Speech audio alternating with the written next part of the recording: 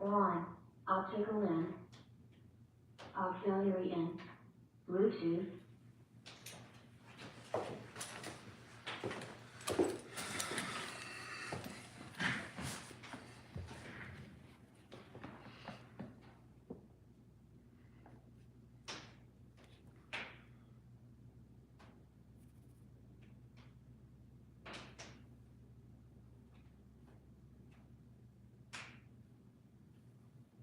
Bluetooth connected.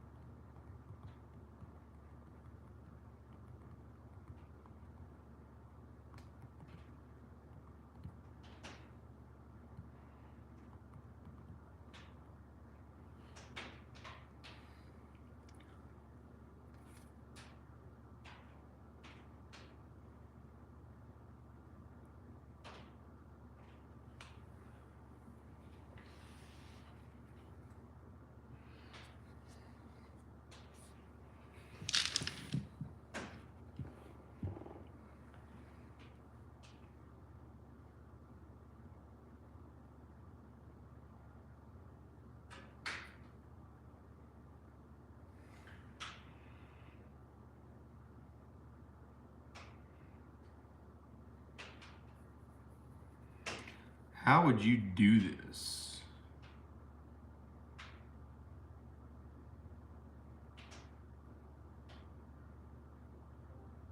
Yeah, I want to use this. Stage manager. All right, who's on right now?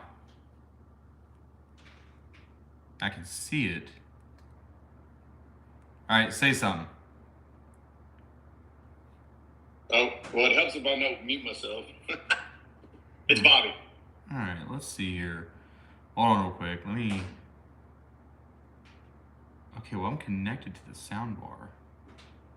So why can't I hear this on the sound bar? Swipe up. Oh, here you go, here you go, here you go. Not deafen, not share. Voice settings. It's not exactly what I was looking for. I don't know what deafen means. Can I hold this? I know my YouTube videos froze on you. Mine has. Let's see what's going on. Well, now it's working. I'm trying to see here. Okay, because I haven't done. What's up, fellas? What's going on? I'm just trying to figure out. I have it connected to my. I have my iPad connected to my stereo, so theoretically, I shouldn't be hearing you on this. I should be hearing you on the stereo. So technically, I guess, I mean, all right, well, let's just do this here. Let's just disconnect. All right, let's try this again. Boom. Why would it connect? So I'm guessing if I play music, not now. If I can play music, where's the music go? Well, what the hell is the point of connecting this if you can't connect? Okay, all right. Let's think about this logically. All right. First of all, pretty sure people can hear me. Oh, here. How about this? Let's go to YouTubers, and let's see what happens if I click live and then click. Okay, hold on. Then I want to do this. Exit. Where's the sound for this?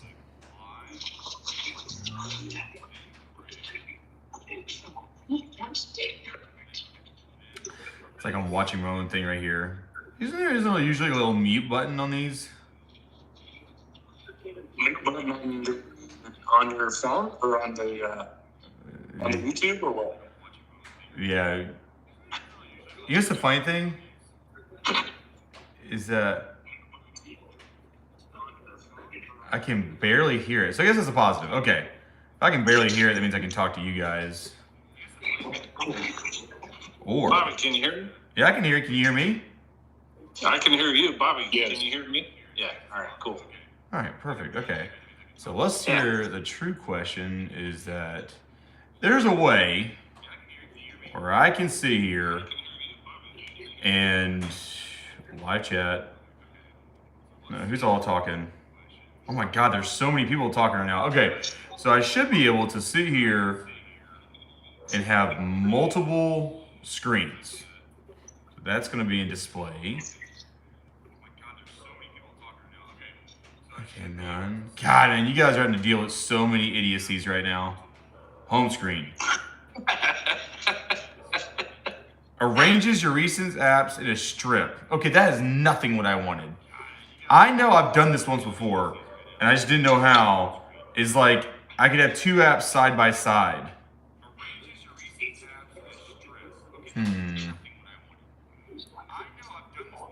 Let's do this in Discord. I want to just like move the. How do I move this? Yeah, and this. Like all on the same screen. There's gotta be a button like this. No. I did it wrong when I first got this thing, and now I have no idea how I did it. But you know what? There's not like a split screen feature in your settings. No, but watch this, guys. I'll be right back. Hold that fucking phone. Hold on.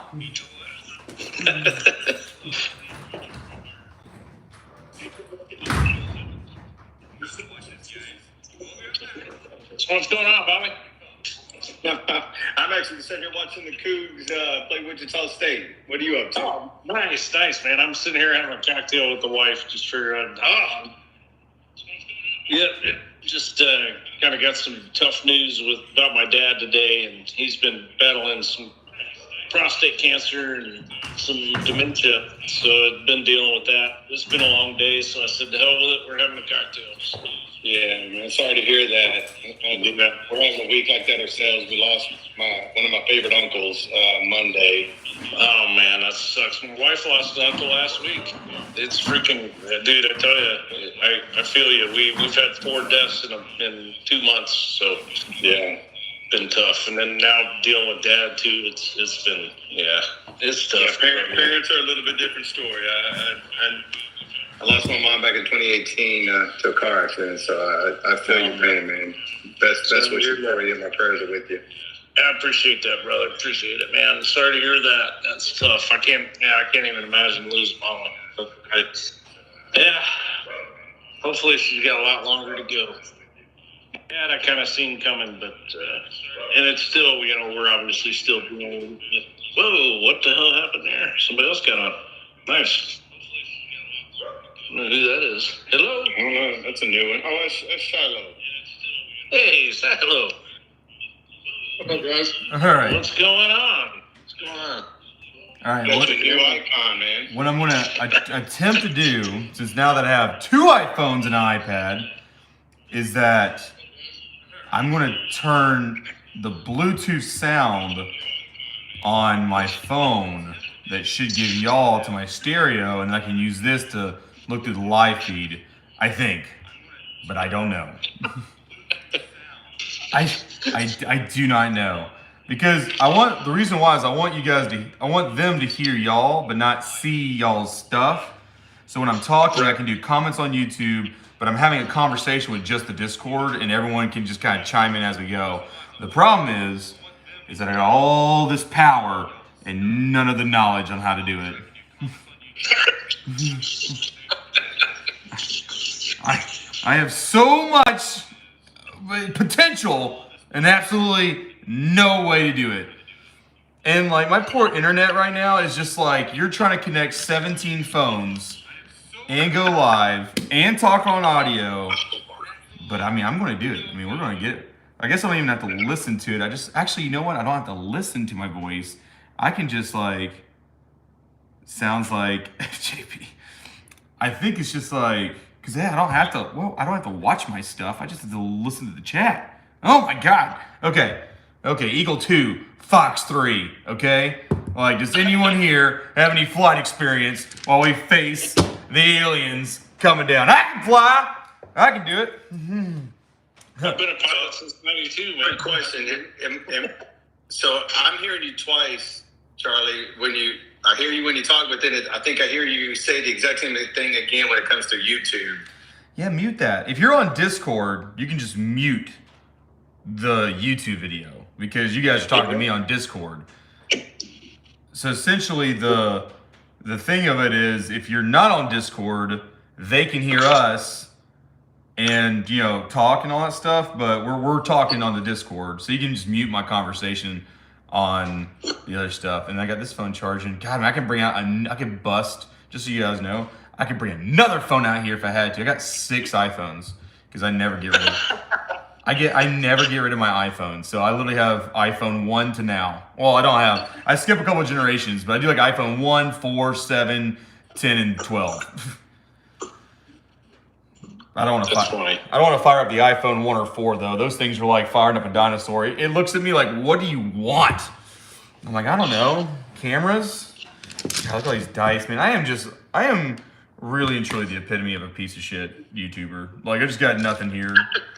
Every single, like what? The black and the blue dice are pretty much the only things that I bought. I mean, you guys sent me the dice. I mean, about the fire bed, I'll take that. Everybody sent me these,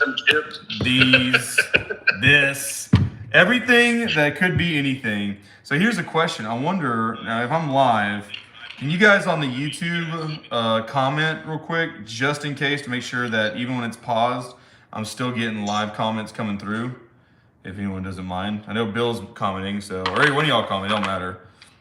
Does everyone have Bill's is the last comment? Oh, boom, going in and out. Okay, here, boom. Okay. We're working on some stuff, guys. We're getting some technical fucking difficulties. Mind the audio, mind the cussing. It's charging, so we got time. Okay, so, and I can hear you guys, so that isn't an issue. And I'm sure when the stereo turns on, they can hear you. Well, what's up, guys? What's going on? Not brother. Just chiming in to see how you're doing. Oh, well, just sitting here just trying to drink my life away real quick. I'm trying to see. Yeah, that's what I'm doing right now. Yeah, I got my jug and I'm about to start tagging into it too. I'm trying to get this figured out before I can go. AZ crap shooters, yeah, you're just fine. Oh, and we're logging in. All right, this is where the true test comes in.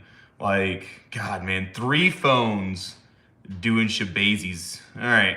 God, this thing's like firing up a dinosaur. I love this thing. Like, oh, there's a dog. Don't worry, guys, in case you guys want to steal this phone. It's all 0. Oh, it's not all zeros. All ones? Okay, it's all ones. Discord. All right, so let's do this. Let's get that out of there. All right, I'm going to get off this for 2 seconds. Okay, I'm going to log in. Okay, so settings, Bluetooth on, soundbar. Bluetooth connected. Bluetooth connected. Solid. Now the true question.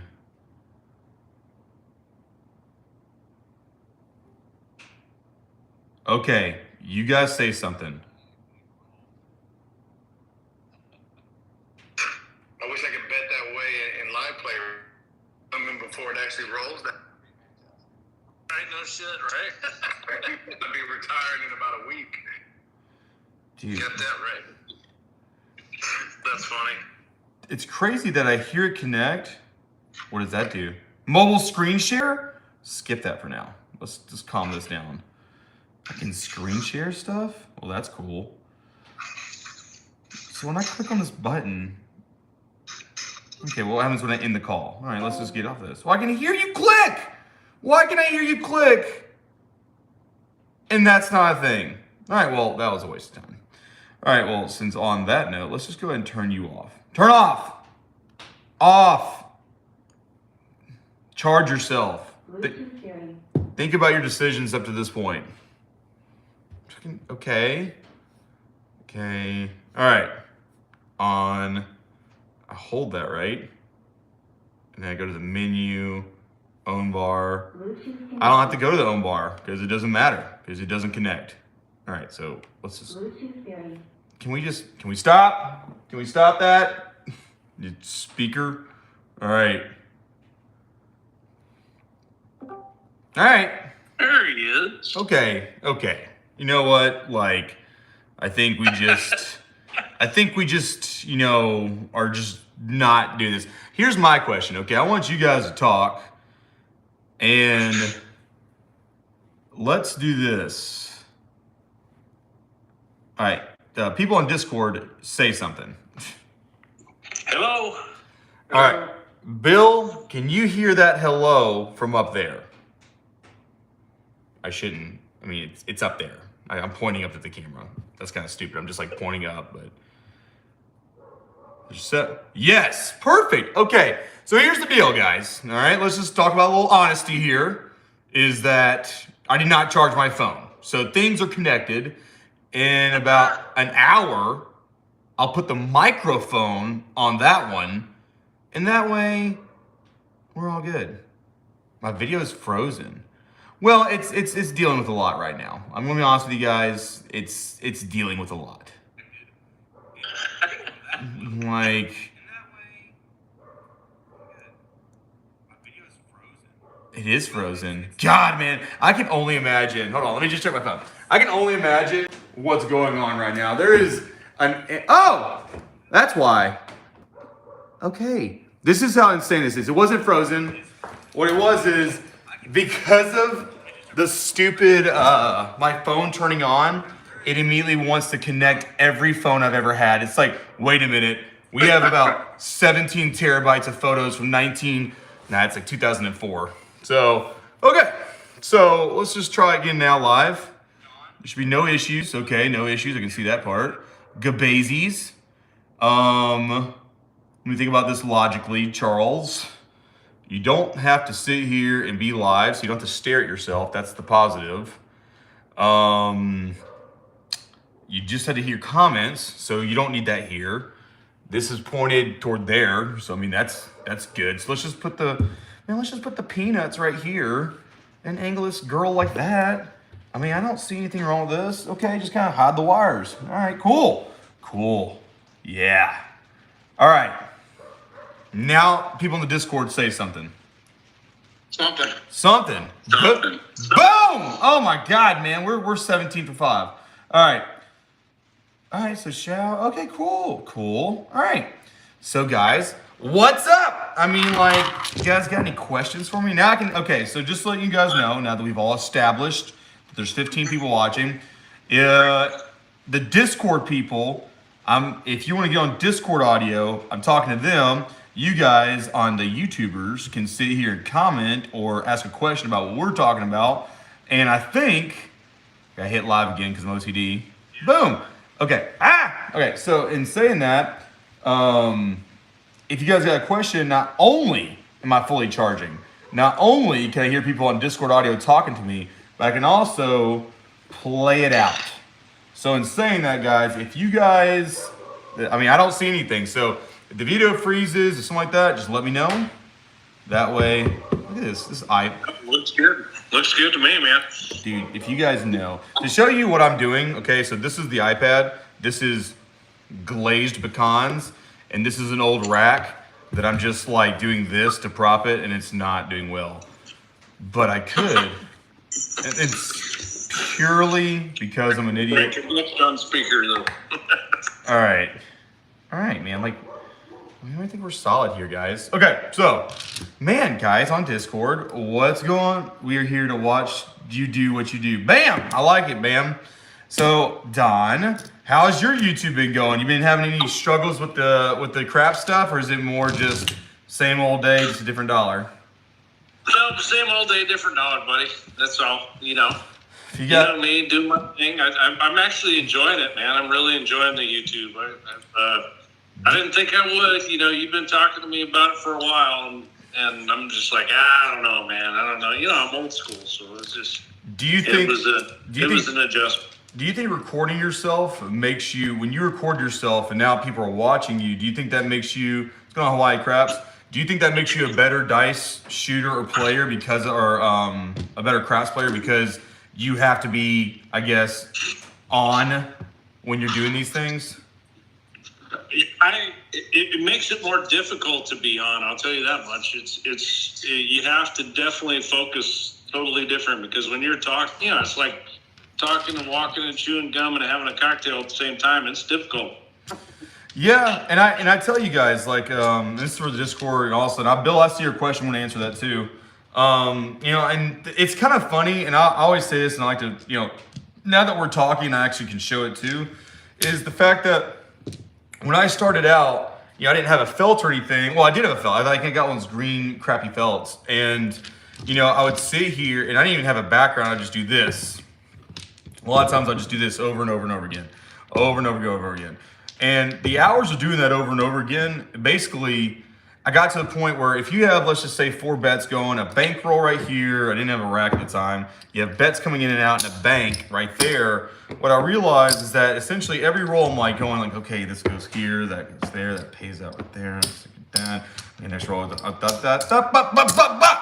so what I realized is that at that moment, I'm killing my shoulder because I'd literally just start hunching, and I guess you can imagine hunching over and like kind of putting your ear to your shoulder because it's starting to hurt.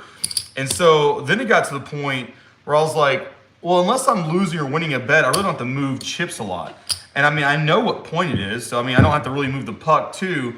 So over basically being lazy, I got to the point where I'm just not moving the puck. I'm not really moving chips at all. I'm not really placing bets. I'm just paying the bank what it needs to pay, and they need to pay me back. And so then it turned into like, essentially instead of playing craps, it got to the point where I was just basically like, okay, points of 10, 8, I hit 8 for 14, hit 8 again for another 14, I hit 8 again for another 14, turn everything off. They owe me $42, give me $42, everything's off, reduce this down to 10, and I just keep rolling 5, 8, doesn't matter, 6, doesn't matter, 6, that's multiple come out fields, put a $5 field, lose the field, put $6 right there, 7 out, this gets paid 20, I'm 6 and 5 for 11, oh, boom, so now I'm at 23, put a 25, don't, 25 pays double, so now I got 50. And so when I started doing that, I realized I'm like, well, I need to move chips around, just pay yourself. And so I didn't think about it at the time, but what I didn't realize the benefit of being so fast like that, number one, I always want y'all to be fast, but the second thing is that it allowed me when I was at the casino to really hone in on like, dude, I have a lifetime between rolls, which, you know, if you practice like you play at such a fast pace, you get to the point where even that 30 seconds is almost like a mini marathon debate session with what's the betting amount, X, Y, and Z. You know, so then it really forces you to slow down. Now, Bill just asked a question on the YouTubers, said, I asked this the other day, but you're pretty baked, probably. Usually start out with a 6 or an 8. At what point do you decide to spread to the inside? You know, and I'm going to answer this, and then we'll go to the Discord, and get y'all's opinion. So don't worry. Mainly, a lot of times, and this is just, I know it doesn't seem like it a lot, but I got a little bit of experience with all kinds of tables. And so essentially, when it was a $10 table, 64 across, working, and then, you know, I'd sit here and do X, Y, and Z, and it was great. Well, then when the $15 table came down, I was like, well, I really don't want to spend more than 60 bucks. I'm comfortable with 60 bucks. I want to keep 60 bucks. Well, if you just take that, and now that's 66 on the inside.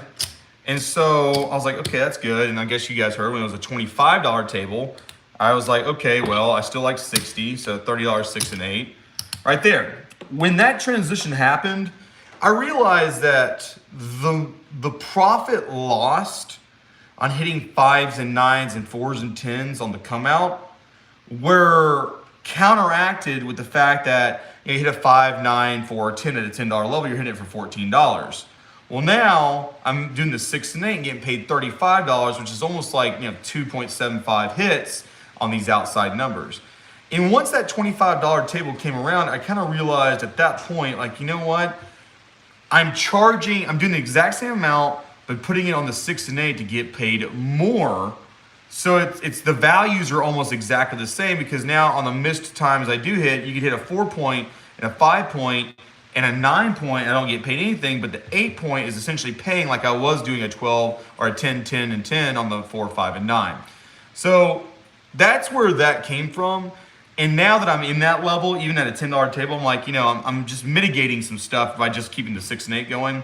To answer your question, if I am, a lot of times, and I did this a little bit in the live stream for the $5,000 bankroll, a lot of times if I'm up around that $1,000 mark, it's not so much of when do I start doing a 6 and 8.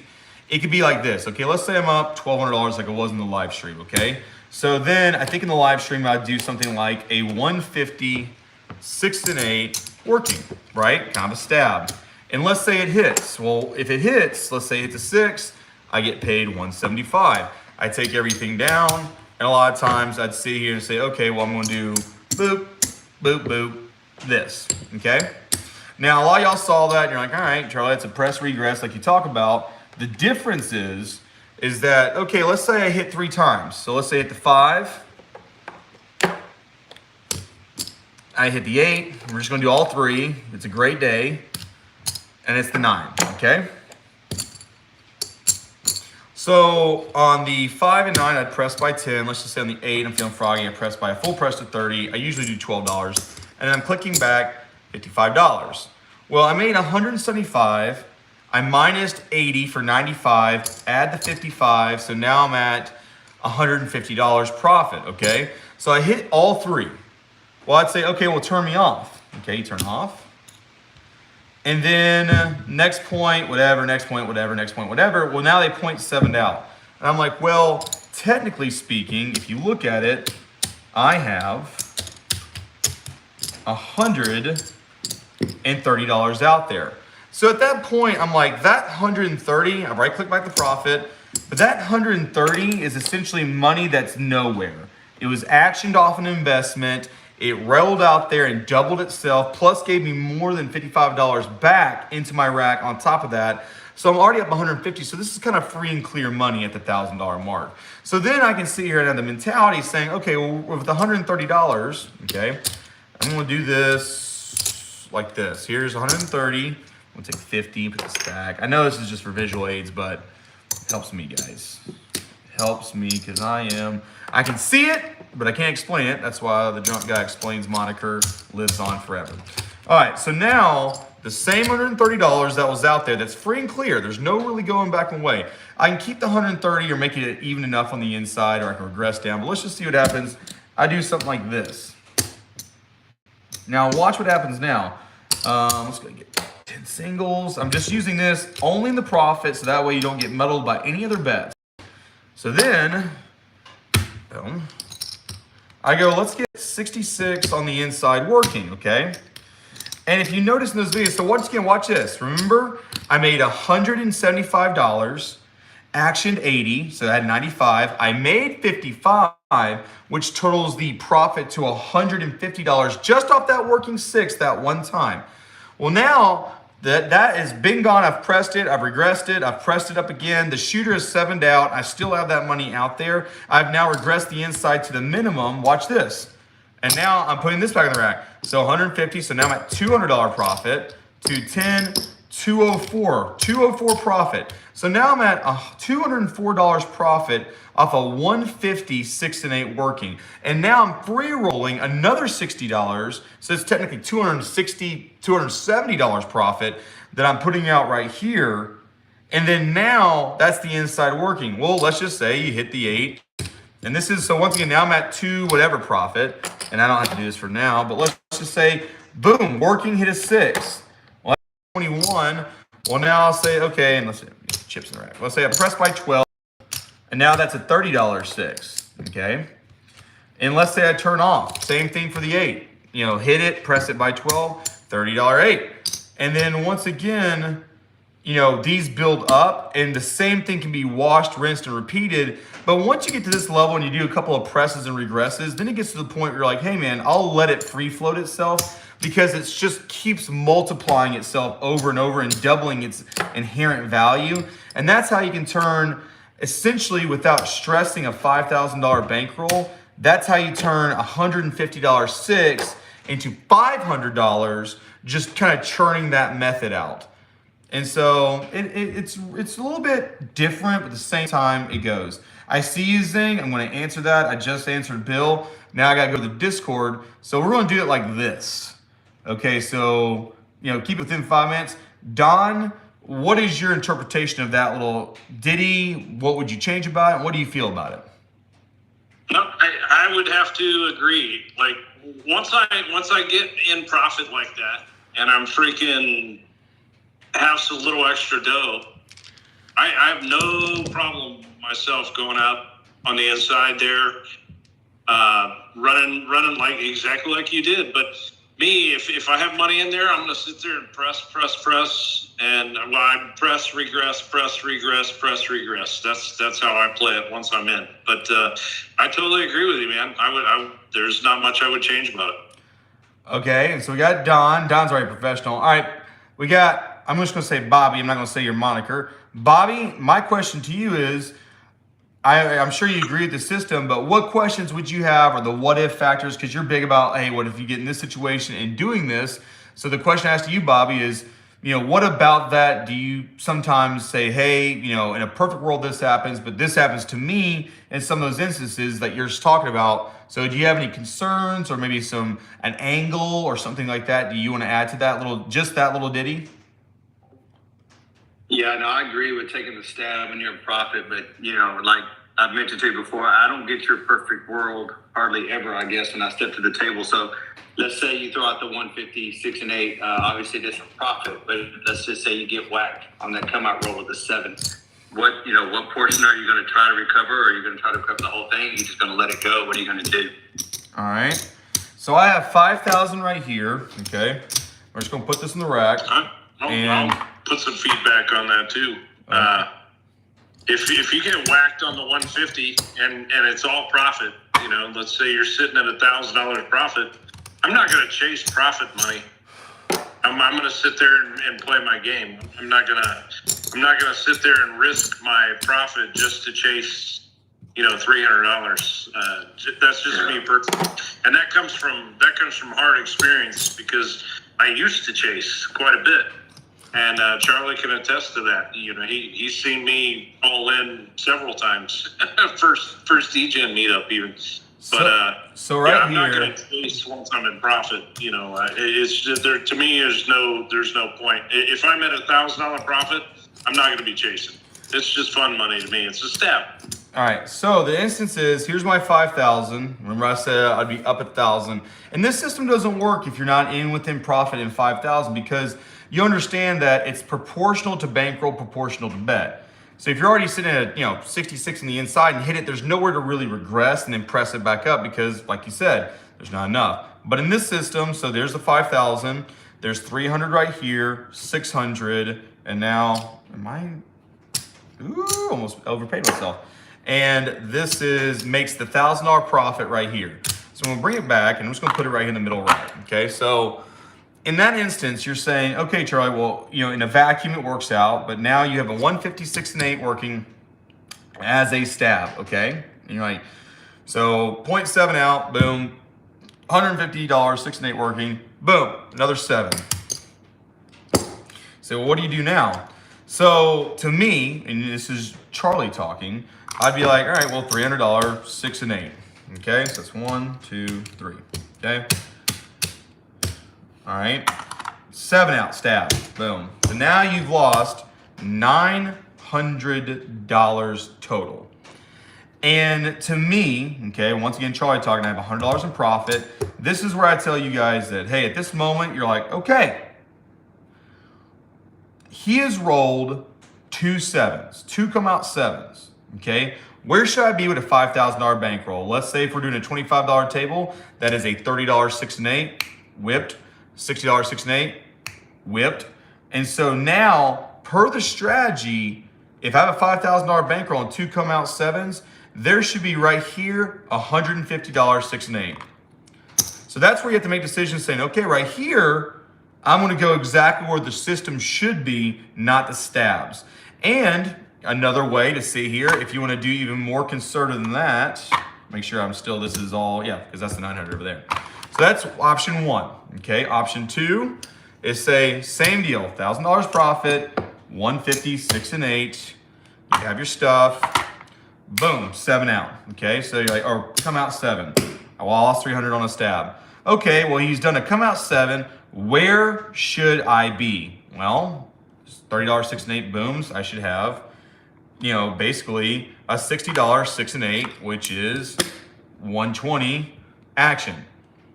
Once again, so now you're even doing stop losses on your profit. So even that stab, boom, stab. Well, at that moment, you can see here and say, well, okay, well, now it's $425 lost. Well, still, even at this level, you can say, well, even in profit, I can sit here and do, let's see, what can we do? So right there's 200, so I know we can do a 210. There's 250s for a 240. There's 275, so we can do a 280. We can do like a 280 or 286, 6 and 8, working. Boom, lose that. So now you're $1,000 down, but you see I created an extra street while doing it. And then at that moment, I'm like, okay, DGE, 3 come out sevens. Well, it's 30, 60, 180, so we do 150, so 300 minus 180 is 480. So at this moment, with 3 come out sevens and the 0.7 out, so 4 sevens in a row, then you can say, well, I have a $5,000 bankroll. What should I be doing with 4 sevens in a row? All right, well, 450, 6 and 8 working. Boom, lose that and get some change, which is $100. Just right now, we're gonna put that over there. And then you can see here and just take it a step further and say, okay, well, I'm just gonna do, and like this is said, this is all about increasing your range. And you say, I'm gonna do a $1,500 6 and 8 working. And it just keeps going from there on out continuously. And at any point, you could say, I'm gonna stop. I'm gonna do a stop loss. It all depends on basically what you want to do with your profit versus your bankroll versus anytime you can stop on any point of the profit, you can stop. Any point in your bankroll, you can stop. Say, I'm just going to grind it back over time. Another thing that you could see here and do that we don't talk about a lot, but you can see here and say, okay, well, technically speaking, and I know that I've told people this in Shreveport, if you want to play even more conservative, you know, you can see here and say, okay, well, I'm going to do a 156 and 8 working. Okay, there's your stab. Make sure, hold on, 2, 4, 5. Oh, that's actually right. Look at that. Nope, that's not right. I'm actually over $100. So in saying that, you say, okay, well, I'm gonna do a $150, 6 and 8 working. Boom, dealer 7 point, you know, come out sevens.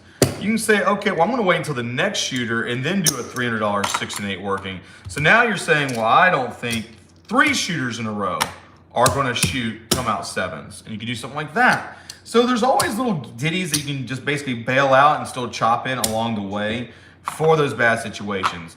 And the reason why I'm so adamant about, hey, man, there's so many vectors to spread out is because the minute that first bet gets dunked, you should constantly be thinking about 2 avenues of how to get out of it, how to mitigate the bankroll, how to sit here and say what's the most conservative bet, to see here and go. In the live streams, you see me constantly saying, well, hold on, let me just flat this. Or hey, maybe I'm at 285 and I'm gonna put 250 here because it's gonna make simpler math, but also like I don't mind taking that $35 hit to keep this not exponentially growing. You're trying to mellow her out. And so that's a couple of ways you can see here and deal with that. And the reason why I say that is because I've had this conversation before, not with you, Bobby, but the conversation I've had with people that said, well, Charlie, you don't get into these situations. Well, the thing is that a lot of times I do get in those situations, but the quote is making it look easy. But what happens is you guys are just seeming inherently bailing out in different ways and different avenues. And you're like, well, you never get hit with these really bad issues. I'm like, I do, but I start at such an early level to try to get out of it that it makes it like say that nothing bad happens. And that's not so much that I'm just getting luckier than you. It's just that I'm seeing something very early on and I'm saying, okay, if we go down this hole, we're going down this hole. And that's the best answer. Shao, what you got for me? Same thing.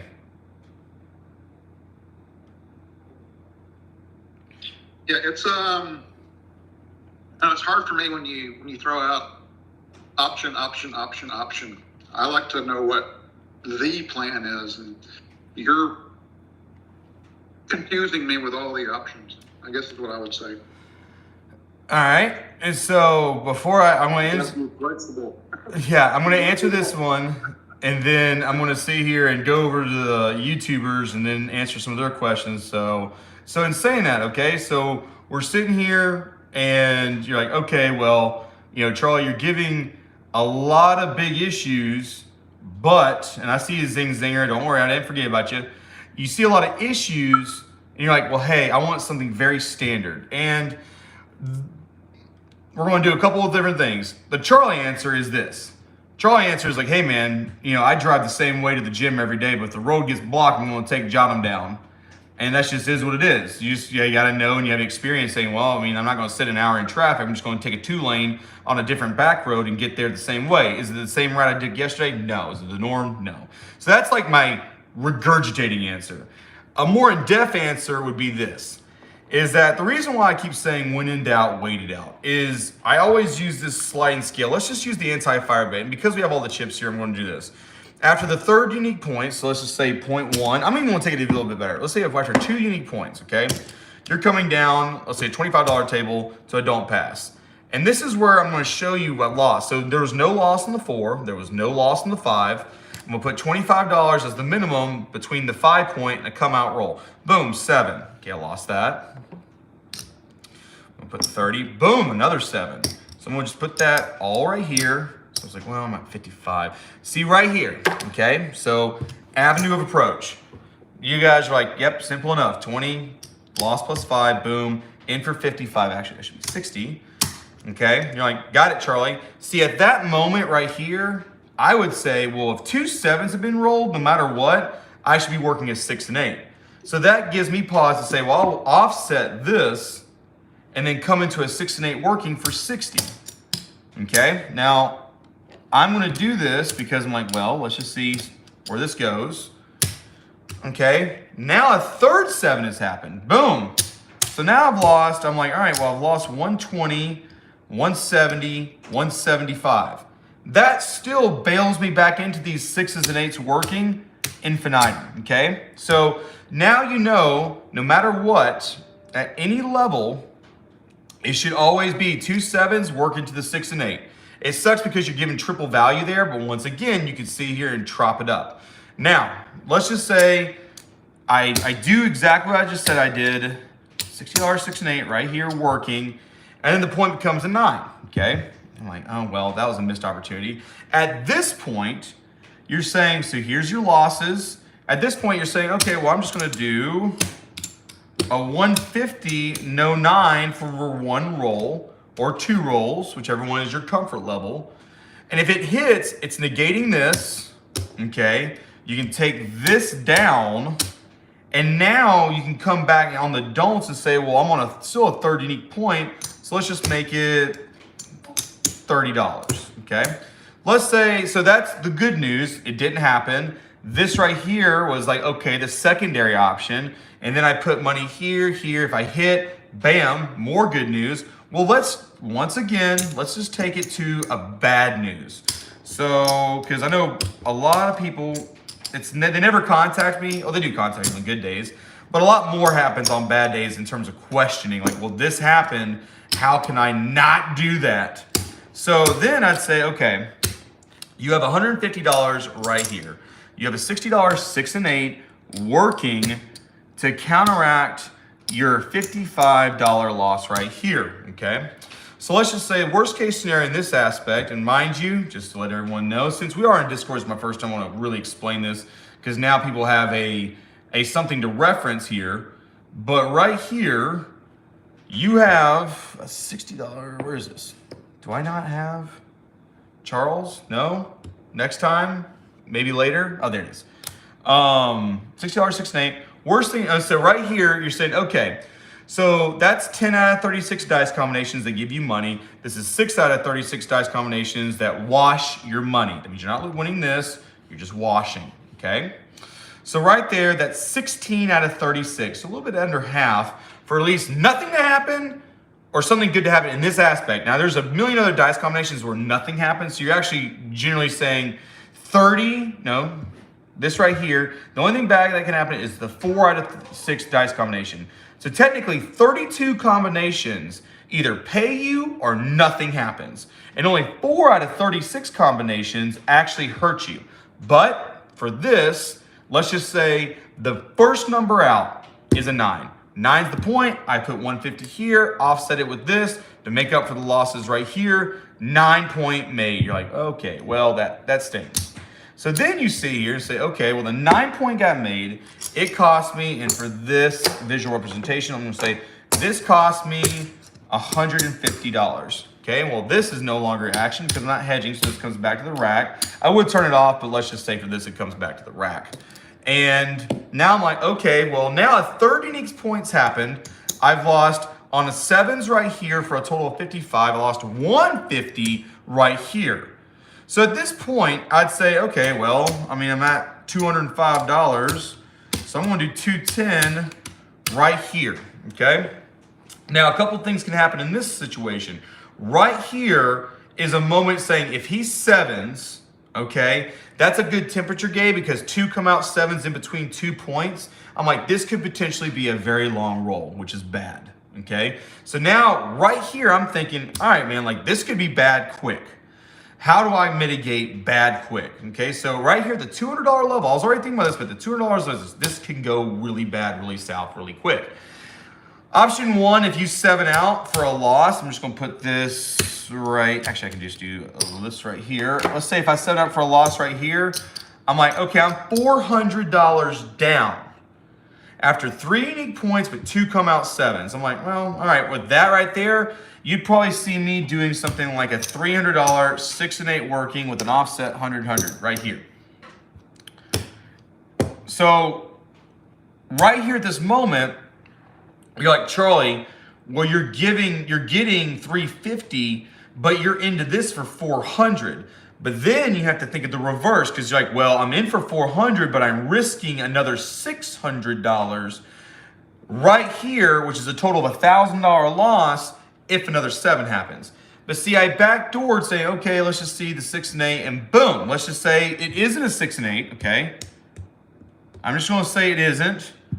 Boom, let's say we go to the 10, okay? That's worst case scenario because that's gonna be your max odds to do stuff for this hedge. At this point, I wouldn't hedge this because the numbers have gotten so great, I'd have to put $1,200 right here in order to mitigate that. So this would immediately just come down, off, down when you want to claim. And I'd say, okay, well, I'm in for $400. I'd have to do $1,200 right here if I was to do something kinky. Well, I really don't want to do something like $400 on a $800 or $1,200 on a don't because it's only the 4th unique point. And if I was doing a pure anti-fire bet with no losses on these odd stuff, and these are worst case scenarios, I should be at, let's just say I start for 1 point, 25, 30, 30, 55. So I should be at 110, okay? So 110 means that no matter what, I should, to make this proper, have at least 220 right here to win 110. You could always just claim, you know, boom. That's where I should be with the DG system. And I'm just like, well, that's not gonna give me back what I wanted because I wanted to risk on a 6 and 8 and not risk on a come out 7 right here for a pure don't because that's 3 losses.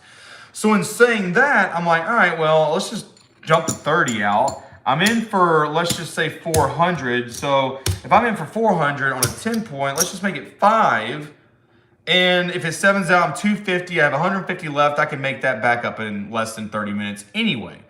So then you start looking at, and you have to truly, and this is me talking, I'm not trying to produce or sell anything, but in my situation, I'm like, well, if I can, generally speaking, make $330 an hour, so it's not so much of like, okay, this is what I have to do to make back. This is what happens. Like, all right, this is time.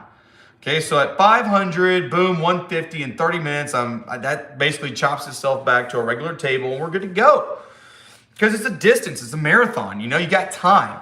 And what you can't do is running to max bets or maxing out your bankrolls. So even at this one, I'd do something like this. Boom, let's say I lose it to a 10. Let's just say I do lose it.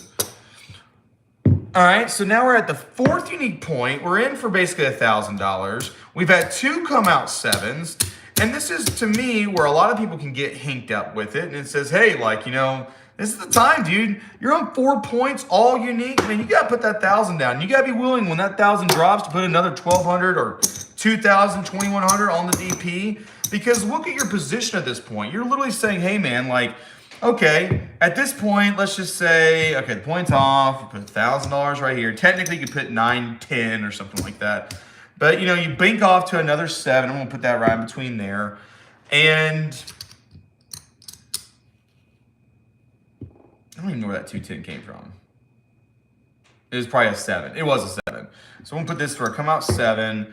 And then you put 1,200. And this is inadvertently, you're going to see, you're going to say, well, it was an 8. And now you have $21 an 8. Well, right there, like this worst case scenario, we're doing the worst case scenario, is that's where you got to be. That's where this is going to take you. And if you don't want to do that, then you got to start, once again, now this is very chaotic, but you guys can, I'm sure, go back and kind of watch this and see what this means all in all. But this is where you have to start realizing, okay? This is why you want to record yourself sometimes, because it's so much easier to do stuff like this. First of all, Discord, am I still live? Or am I still on YouTube? Oh, yeah. Oh, you're good. You're good, brother. Okay.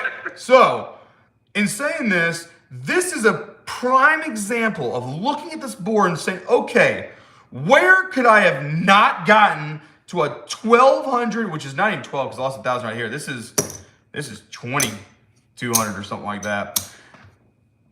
2,200 on an 8, and you're like, how did I get here? And now, no matter the bankroll, no matter what you're doing, this is like, okay, this has happened. Regardless of what you had in there, we're in bad stuff right now. So at this moment, you can sit here and take a minute and say, how could I have avoided this? And then you start saying, okay, well, technically speaking, this 150 on the 9 was odds. So maybe if I don't want to sit here and be prepared to put $2,200 on the don't, maybe I don't need to juice these odds on a 6 and 8. Okay, that's option 1. Option 2, this would be a lot funner if I waited to a 3rd unique point versus 2 unique points, okay? Let's take this another further. Maybe these 7 come out 7s right here are killing me, so that's going to prompt me to say, hey, if I'm on anything other than the first point, I'm not putting odds, and I'm not going to take these 1 and 2 hits because I'd rather be elongated for more points made on the anti-fire than trying to backdoor into 7-7s. Let's say you don't want to do that. Then you can see here and once again look at these and say, well, right here was come out 7, so technically speaking, I could shift these over by at least 1 street, because that come out 7 would be right here for a $30 bet versus me doing 2 double 7s. So I could have chopped to shooters and say, well, I don't think 2 or 3 double 7s are going to come out. Then you could see here and take it a step further saying, well, I'm not going to put odds on a 9 unless I'm in profit. So I'm going to have to grind for an hour or 2 to make a couple $100 to avoid this, because now I can say, well, here, here, and here is right around $200 right here. I'm like, okay, if I'm at $200 profit, I'll do this kind of ramp, which is 2 7s into a odds on a 9 for a 6 and 8 working. However, if this happens, I want to regress down and on an original bankroll come back to a minimum of 25. And here's another thing that you guys maybe do or don't do, is that on these come out 7s, it does randomly happen. And I don't like to plan for this because I don't want you guys to hope for it, but you do get lucky sometimes and you get come out 2 and 3. It does happen. And if you do get hit for a 2 and 3 at these levels, make sure to regress it back down to the minimum or like half of what you should be doing at that level anyway. And so representations like this, when playing, if you're videoing yourself, or if you can remember if you're doing like a dice log or a number log, these things can put you into a point which allows you to sit here and say, okay, I'm not going to get to this point. which means I got to change what I'm doing in these 3 levels.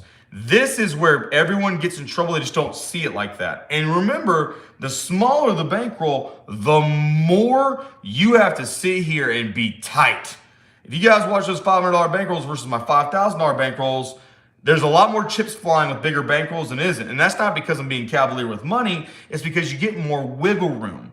And you see that even in this little scenario that I put in front of y'all, it's not a lot of wiggle room with $5,000. So imagine at the $1,500 level, $2,000 level, $1,000 level, you see where this can get bad and zap quick. And so those things to know. I know that was one question. I know I can talk 3 hours more on just the picture of this forever. But we're going to kind of just keep, once again, kind of breezing through it. I got Zing Zinger, man. What strategy would you suggest if you have 1K to spend? And that's going to be kind of easy. Now understand, the smaller the bankroll, the bigger the risk. So I don't want to get an email saying, hey dude, like I was supposed to get free comps and women, and you guys sit here and gave me a strategy and I'm going to the dang buffet with my free comps because I am broke. I don't want that to happen. But if I was to do a $1,000 bankroll, the way I would look at it, my answer to you would be, the short answer would be, I would go to my live videos at $500 bankroll and say you basically just have 2 banks of $500 bankrolls. Okay, that's number 1. So in my mind, I say, okay, we'll play at the $500 bankroll level with another $500 in your rack as an emergency. I'd even take it a step further and say, hey, Zing Zinger, I'd be like, hey, $200 to $300 is like your operating cost. The $700 behind is what you're going to sit here and do if things go bad. Okay, Zing Zinger, I love your videos. Thanks, man. Here's Dan D, small bankroll, $500 table. What's the best light strategy and what's the best dark strategy from Dan D? Okay. What's the best light? So the best light strategy that I could probably come up with, to be honest with you, would be probably my loss plus 5 on the pass line. That'd be one aspect of it. And if it's a $25 table, I would do this, okay? And how you'd mitigate bigger tables with smaller bankrolls is you still do a $25 pass, don't pass, but the 25 is actually 30 on the pass line. So now this essentially means you're playing with a $5 pass line bet. Easy way to mitigate big tables to go back to small. Now you're playing with $5. You have a $5 pass line bet. Boom, we're playing cruise craps. So I'd probably do loss plus 5 on something in that aspect, and that's where I'd be. That right there with $1,000, you probably churn out 20, 30, 40 bucks, maybe an hour if everything goes good. And the stipulation there is like, hey, come out 7 and 11s are helping me. So that's going to help mitigate as we go on, because 1 over 36 is 2 7s in a row. So every 36 rolls, you should be seeing on average of 10,000 rolls, you should be seeing double 7s. So you say that's my friend here. So really and truly, I'm surviving, let's just say 10 shooters at the $5 level and, come out 2s and 3s maybe. And so that would be where I'm at for that. And then light strategy, still be working the 6 and 8 or the 5 to the 9 for the minimum and doing something like that. Hit for 1 hit, turn off.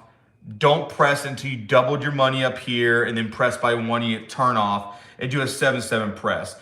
The best dark strategy I could possibly think of, if you're just talking about one strategy as a don't, would have to still be the anti-fire bet at the minimum with 3 unique points. And with $1,000, let me go ahead and run that. Like I said, we'll sit here and test this out so we get a visual. And I'm doing this, guys. Discord's having a conversation, but at the same time, we're going to sit here and say, hey, I want you guys to be in the conversation. And on top of that, be understanding that, like, hey, we're going to make sure that now someone can go back and hear these questions and do X, Y, and Z. So you're doing an anti-fire bet. So an anti-fire bet to old Chuck says, I think you should survive 8 points with 2 come out 7s, which is 10. 2, 4, 6, 8, let's just say 10. Okay? It's a lot. And so, Andre! All right, so let's say right here, you're doing an anti-fire bet with $1,000. Well, let's say, okay, I'm gonna start out on the don't, on the first shooter I see, do the trick that I just said. So let's just say it's a $5. Boom. Loss plus 5. 15 makes 20. 15 is 35, so that's 40. 35 and 40 is 75, so that's 80. 70 and 75 is what am I doing? 80 is 155, so you're gonna be doing 160. 160 is 325 maybe, so let's just say 330. If my math's off, bear with me. That's 660, so you should be doing 665. Okay, and let's just say, I mean, that's 6-9, so you can't even do that. So let's just say you can't follow that bet for a stack bet. So let's just say this is the range, okay? So the range is this right here. I just gave you the levels on that. Now understand that you notice that these levels didn't get there. So now you get to say, okay, we can't sit here and do this. We can't make these bets because we don't have the runway with $1,000.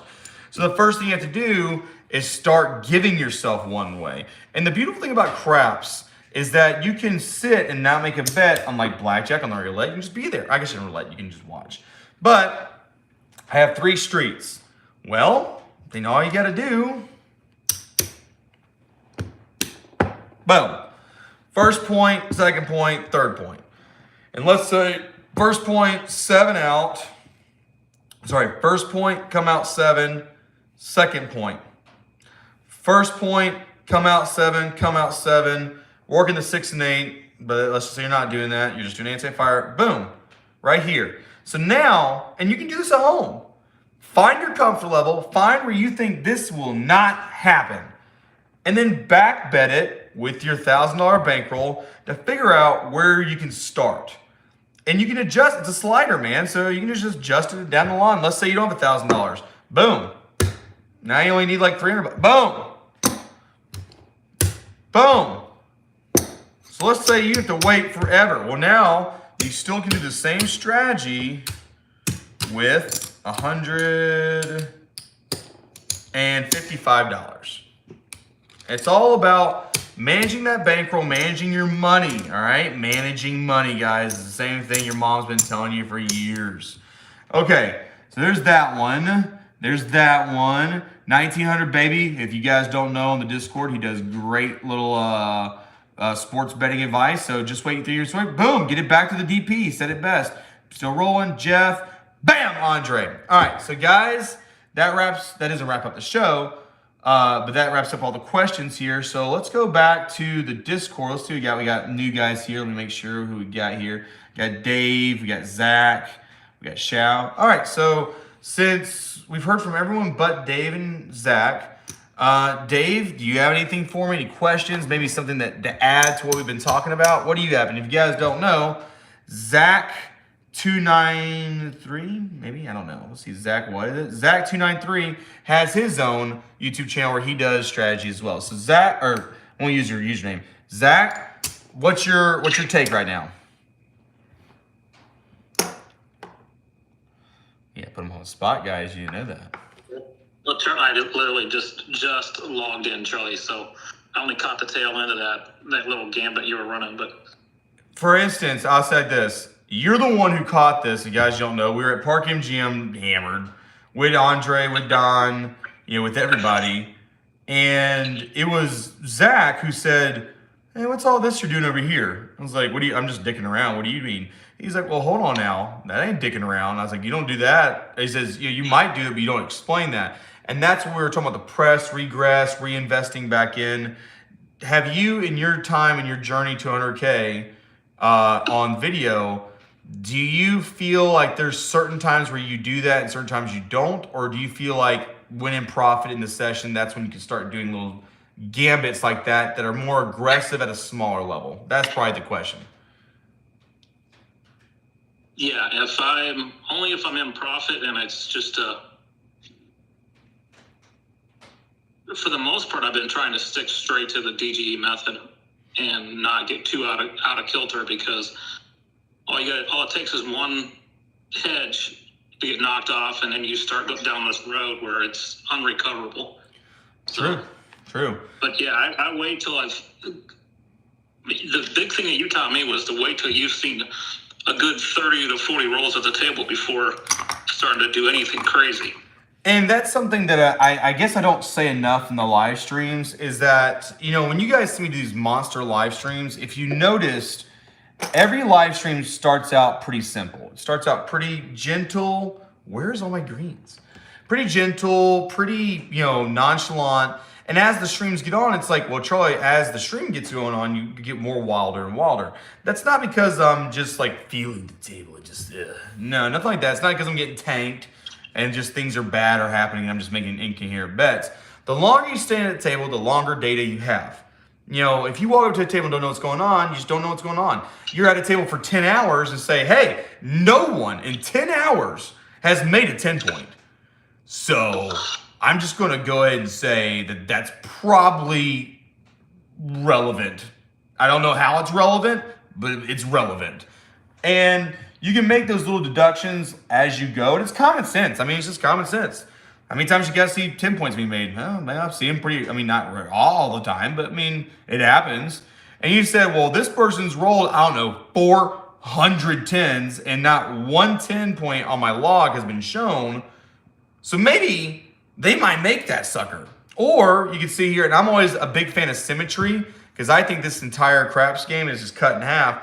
So if I've seen someone make 10, if 10 4 points have been made, 10 5 points have been made, 10 6 points have been made, but none of these points have been made, you know, it's when you do points versus points made, mathematically you can't predict that because like I said, inside that 6 point, they could have rolled 4,000 eights. But I still try to, in the spirit of conservation, I still say, well, you know, if you don't make these got to come up at some point. And it's just a little temperature gauge as anything. So, and Dave, you've been quiet. I don't mean to put you on the spot, but Dave's, like I said, you got any questions thus far? You got any concerns or anything that you might have to talk about? Oh, exactly. I've only been on for about 5 minutes. Just caught the tail end of that last description there.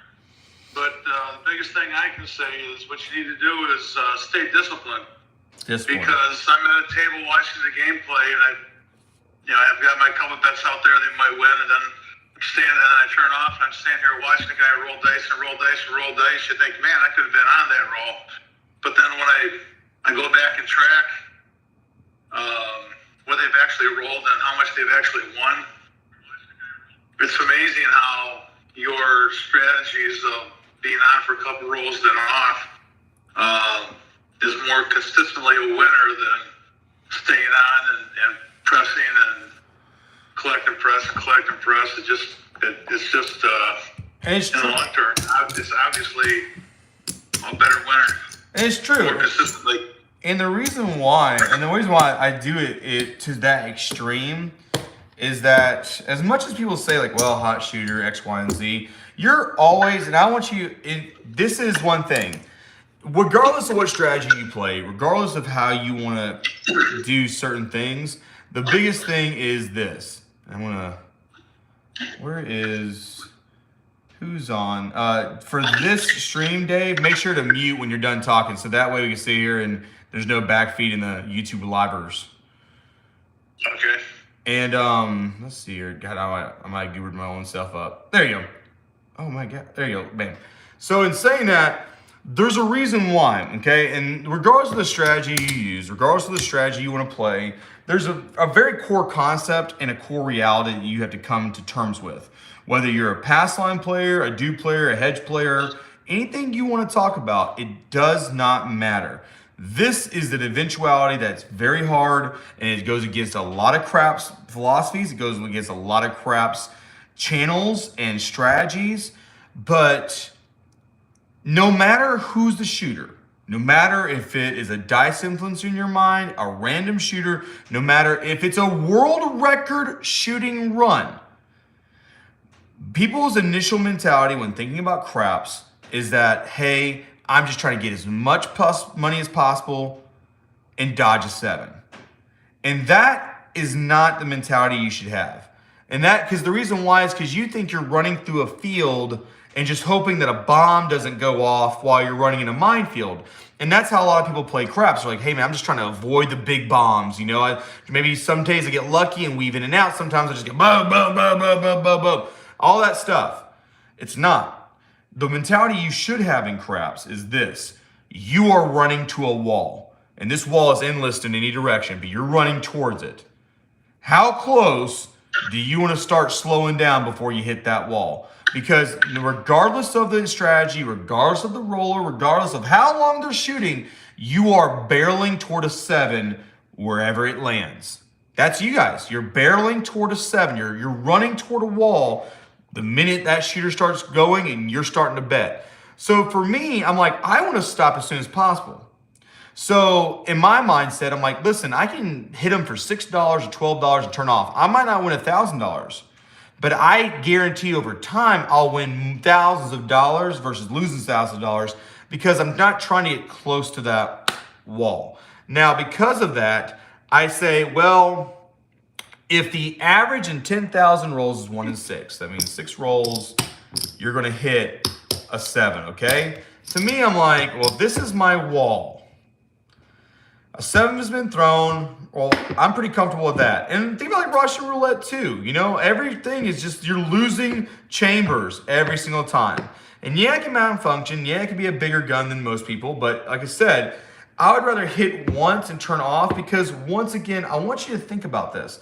You have a 1 in 6, a 1/6 chance to sit here and hit a 7, okay? So that means if you do 10,000 rolls, you're gonna see every 6, you're gonna see, or one for every 6 rolls, you're gonna see 1 7. Okay, so 7 rolls, 1 to 6, however you wanna play that ratio out in your mind to help you remember that, it's 1/6. Okay? Now in saying that, you know what it isn't? 1/1. It's not 1/2. It's not 1/3. It's not 1/4. It's not 1/5. It's 1/6. The whole rip. So you know that mathematically over the course of your lifetime, doesn't matter if you're rolling at home, doesn't matter if you're rolling at a casino, doesn't matter. The average is 6 rolls. So doing after 1 roll, you're so weighted to not hit those single roll 7s that it improves your, I don't know, return on investment over time, whatever you want to say it. But that's conservative. And the closer you get to variances. And the reason why I say that is because you can see here, and yeah, you can roll 30 times and never see that 7. You can also roll 2 times and never see that 7. So in saying that, these numbers get bigger, smaller, bigger. Sometimes it's just 1, sometimes it's 30, but the average is always 6. So mentally, in my mind, because I'm taking the path of the least resistance and the path that is the most conservative, 1 rolling down. And the way to sit here and mitigate this is that this is a good statistic, but that's just math. You have to incorporate the bankroll in there to make that math equal out into profit. How do you do that? Well, you can say, well, I'm going to press and by 1 unit and turn off and just keep running this 1-to-1 every single time. The second option is it's like, well, I'm not going to press, I'm just going to collect or do a bigger bet, kick down, and then do regressive bets and all that stuff. I've done multiple ways while practicing and at a casino dicking around with profit. I dick around with a lot of profit, guys. And that's just me being honest. And what I've noticed is the DG system doesn't really allow for long rolls. It survives long rolls, but it doesn't allow for like you to get excited because there's nothing really on a long roll. You just turn everything off and you're just waiting for the next shooter, right? Well, there's been times where I'm like, well, let me just like press 156 and 8 working, boom, put the minimum on the inside. No matter what, I'm going to keep pressing it by a unit or 2 units or something like that. The problem that you have when doing stuff like that, and this is just what I've noticed.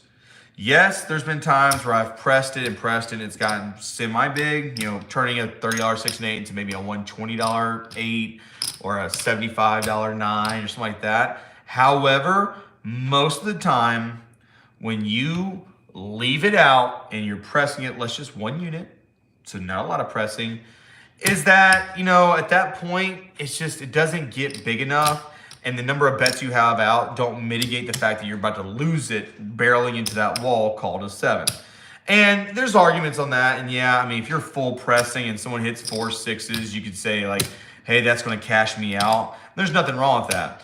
Understand, guys, when I explain things to y'all, it's me talking, but the biggest thing also is that, and I use this example all the time, I won't say it again since it's been a minute, is that there's 2 different ways to play craps, at least in my mind. You can play the Galaga way, aka I'm going to get the high score, make the most amount of money, and that's it. I just don't look at the game of Galaga or Pac-Man like that. My thing is that when you think about Galaga or Pac-Man, is that that high score doesn't represent someone who's killed and made the most money for the high score. It's the person who's survived the longest and as a result has a high score. So if you start having more of a mentality saying, I want to survive the longest, and in turn money will come, that changes the mentality versus these press and greed versus saying, hey, if I'm just here, the money will come. If you build it, they will come. And so that's just, kind of my representation of it. I want to see real quick. And in turn, money will come. What a dumb way to speak.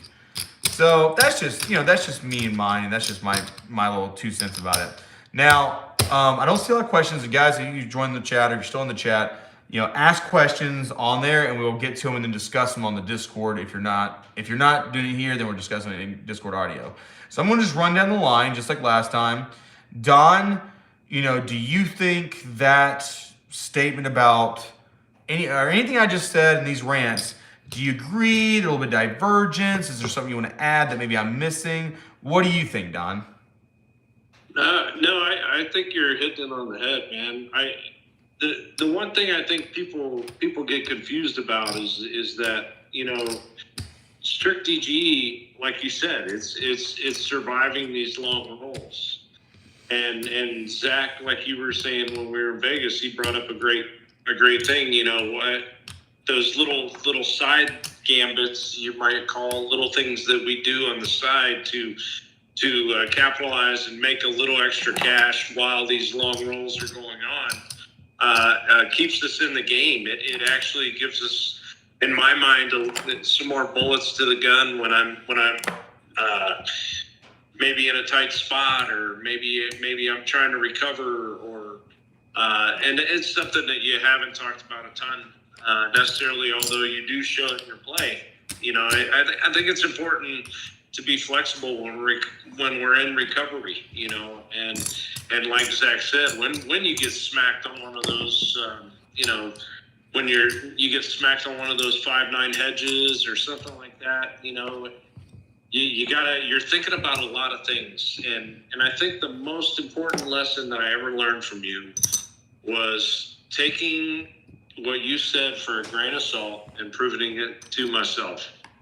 And when I took, my $500 and turned it into $100,000 at home, to me, that was the most important lesson that I ever freaking learned on my own, and to go out and crush it my first year, 118,000 is what I made my first year. Never played craps before. And, to me, that's the biggest testament that there can be. So, I nothing more important than learning your own hardcore lessons. It's just better learned at home than it is live. That's all I gotta say. Yeah, I mean that's the thing, guys, is that and Don said it best, is that the best advice I could really give any of y'all. And you're guys, muted, by the way, just so you know. Oh God! On Discord. That's stupid technology. That's the thing, guys, is that the biggest advice I've said over and over and over again is, regardless of the issues, regardless of your strategy, I don't care who you play with. It really doesn't affect me. Like I said, it's your money, it's your strategy, it's your time, and it's the casino's money that you're taking, or your money that they're taking from you. So when I say that, I have agency for my strategy, but I say this to everybody, is that it doesn't matter what strategy you use. And you know what? And I'm going to take this a step further. And even if you're a dice influencer and say, hey, I'm going to practice dice, fine.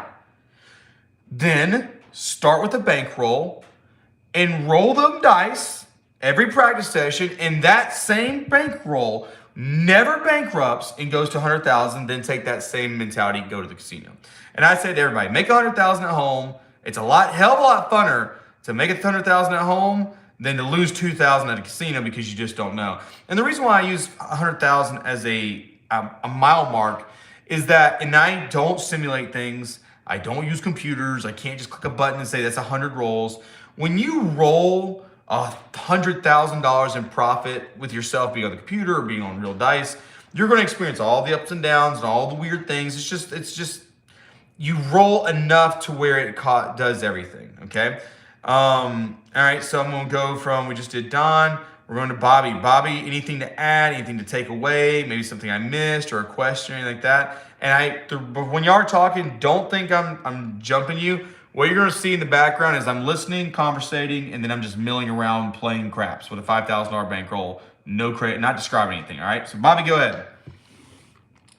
No, I think the only thing I would just add is, as I'm sitting here watching you, listen to you, I think a lot of the misconception about playing your method is people watch you on the video and watch you do what you do, but most of us are playing on a smaller bankroll and don't understand a lot of the things you're doing are really more of a, I won't say advanced, but maybe more of an aggressive approach to the DGE method.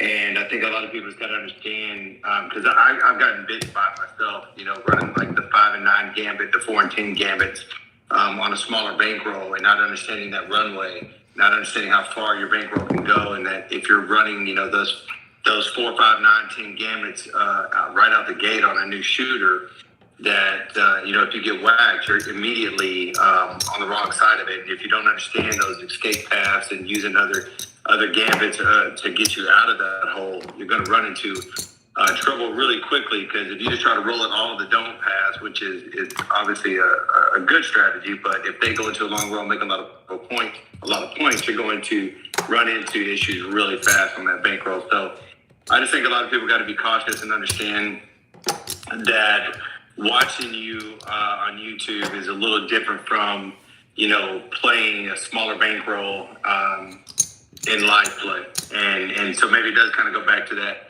you know, practicing at home and understanding what size bankroll you are working with, or which gambit you should be running, or at what points you should be stepping out and taking a stab at some of those other gambits. But that's really all I had to add right now. And you notice, that's a great point. And like, if you can't play with a $5,000 bankroll, don't play with $5,000 at home. Even now in that conversation, in silence, we went from a $30 6 and 8, $60 6 and 8, $150 6 and 8, $450 6 and 8. Just nonchalant as that. And then we made a repeater for a point. So things like that happen all the time. And you know what the thing is, and I try to explain this to people, is that, like, well, man, the confidence to just put that money out there. I'm like, yeah, another repeater. But at the same time, I'm just like, you know, at the end of the day, it's me. And the reason why I say it's not to put down anyone else. It's just like, well, it's my strategy. I'm not watching a YouTube program and saying, well, I'm going to do this. And that's not disparaging you guys from doing my system. But I think the 100,000 in the road of practicing yourself, and I say this to everybody, even when the Discord was 10 people versus 250 people, or no, 150 people, 160 people, I don't know. But it's the minute you do these sessions by yourself, they sit here and they go, and now it's your system. It's your comfort level. It's your bankroll. And the reason why I say that is because at the end of the day, look at that, boom. Gosh, man, you gotta love money. So at the end of the day, you sit here and just say, well, I mean, at the end of the day, man, like, you know, I gotta sit here and have that confidence to do that. Now, I talked to Bobby, so let's go into Shao. Shao, oh wait, first of all, well, I'm gonna go Shao, then Zach, then Dave, and as they talk about it, like, and actually, yeah, I feel like we talked about it. Shao, you got anything to add? Dave, you got anything to add to all that nonsense, or you guys good?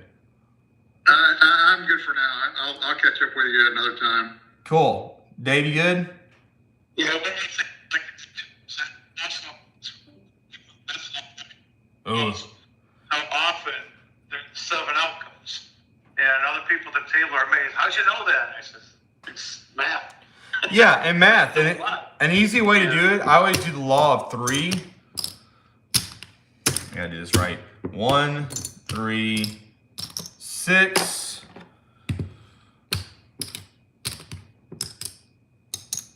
All right, guys, I know you guys love this kind of just horribleness. All right, so 1 7, 2 7s, 3 7s, 4 7s in a row. And the easy way I think about this is for every 3 7s, and we'll just kind of put all this up here. Let's say this is the 7s get made. For every 3 single 7s, there's going to be this. So every 3 again, there'll be that. And every 3 again will be this. Well, every 3 double 7s, there should be a triple 7. a 3 more, boom, and then by the time I get here, on the 3 triple sevens, there should be a quad 7. That's literally how I do that math in my head. So a good way, if let's say you don't have a math for like, stupid stuff like that, the option is you can sit here and say, well, if I round the table out and there's no one there, 337, that's gonna be off. There's no one, look at that. Okay, so perfect example, okay? Watch here. And let me go over to the YouTube while I'm doing this, and y'all can just holler if I'm missing anything. So 20, all right. For the YouTube people, I wanna make sure, hold on, go live. Okay, so there's people here. Any questions, you guys ask them. So right here in that aspect, okay, so I had $25 on the don't pass for 2 points being made. I hit a 3 to make that. I offset again, hit another 3 for nothing, and then rolled a 7, right? So in your mind, you're like, okay, well, why did you stay off after a 3-3-7 on the 6 and 8 for X, Y, and Z reasons? And I was like, well, first of all, I looked up and says, well, I'm not gonna do a 450 on a single 7. But then I started thinking, I'm like, okay, what's up, Dice Grinders? What we're doing is we have Discord audio on my other thing, and they're kind of talking with me while I'm playing. And then anyone on YouTube can ask questions, and then I'll answer it. And then anyone on Discord can give their 2 cents. And it's kind of like a group forum talk about craps with a live chat commentating. And, because I'm not smart, I don't know how to do that all in one thing. So I have to have multiple things. So right here is a prime example. And this is exactly my logic. And we're just going to go through it. And, I'm pretty sure you guys are going to look at me and say, well, that's the stupidest thing I've heard of, Chuck. So this is what I went through right here. Right here, we had 2 points being made. I got an ace deuce to win back my don't because I was starting the anti-fire bet. I rolled another ace deuce. So I'm like, well, that's 2 out of 36. So 2 out of 36 is 1 out of 36. 2 out of 36 squared would be 1 out of 36, maybe. I think that's right. If not, I'm a little bit off, but it doesn't matter. For every sub magic aces, for every 2 dice combinations, there should be a 7. So when you think about 2 versus 6, you're 1 to 3. That means you should see 3 7s for every ace deuce. And 2 of them happened. So I'm like ace deuce, 3-3, back to back. I should have seen 6 7s before 2 3s being thrown. So right when I thought of that, just right there mentally, I'm like, well, 2 3s and a 7, there should be another 7. I didn't turn on, and boom, another 7 happened. Now, the argument I'd say for the con of that, I'd be like, well, Charlie, you have to have a minimum sample size of 10,000 rolls. Those 7s could have came at any time in the next 5 years. You're doing something at such a higher math for a 10,000 roll sample size, and you're trying to deduce out of 10,000 rolls, you're trying to put this into a third roll prediction. And this is kind of where I stand on this, okay, guys? Micro equals macro, okay? If you guys do economics, that means that small equals big. What that means is if you go to work every day and get paid every day, and at the end of every day, you have money left over, and you do that for the rest of your life, you're not going to sit here and have less money than when you started with. I know.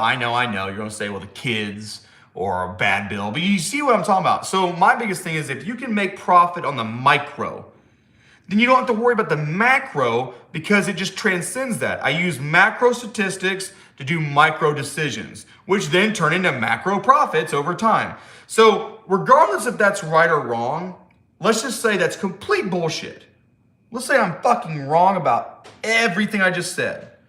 At the end of the day, the decision I'm making at the micro level will always be a decision geared to the conservative, not to the aggressive. So then, even if I'm dead wrong, when you slide to more of a conservative approach, it still will benefit you in the long run. Because at the end of the day, when in doubt, wait it out. When in doubt, wait for something to happen.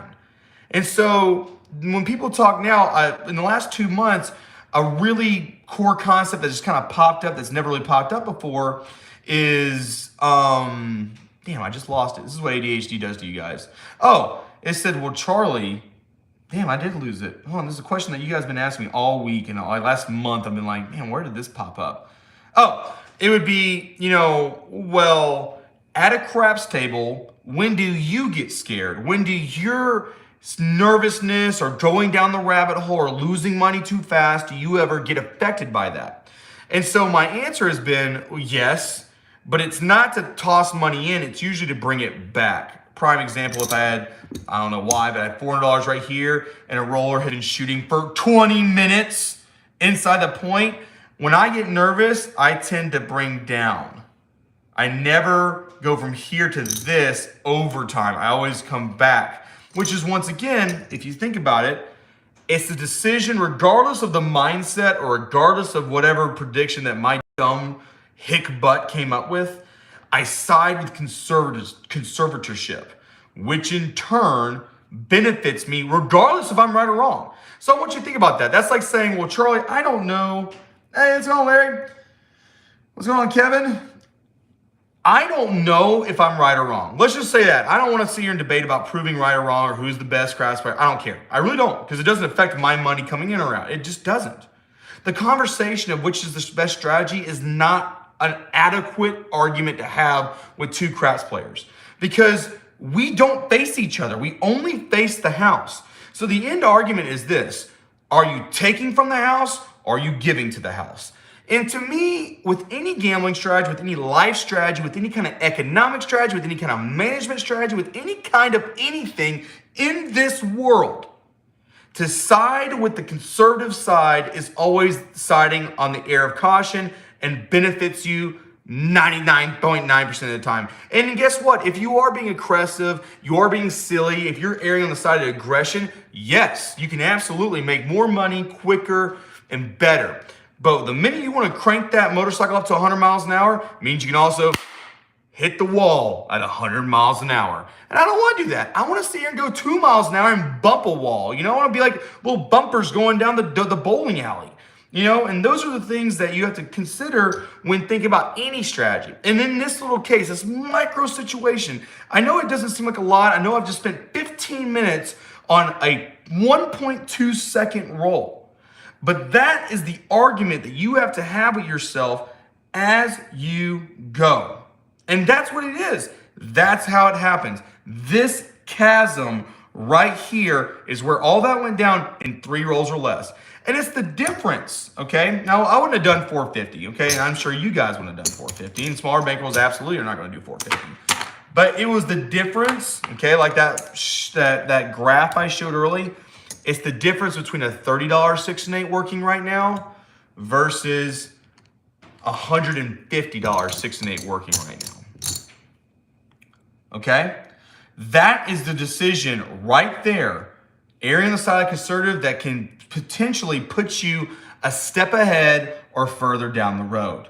And these decisions happen right here. Now look at the situation. Like everyone says, well, try to get lucky rolls. Well, I'm on my 3rd unique point.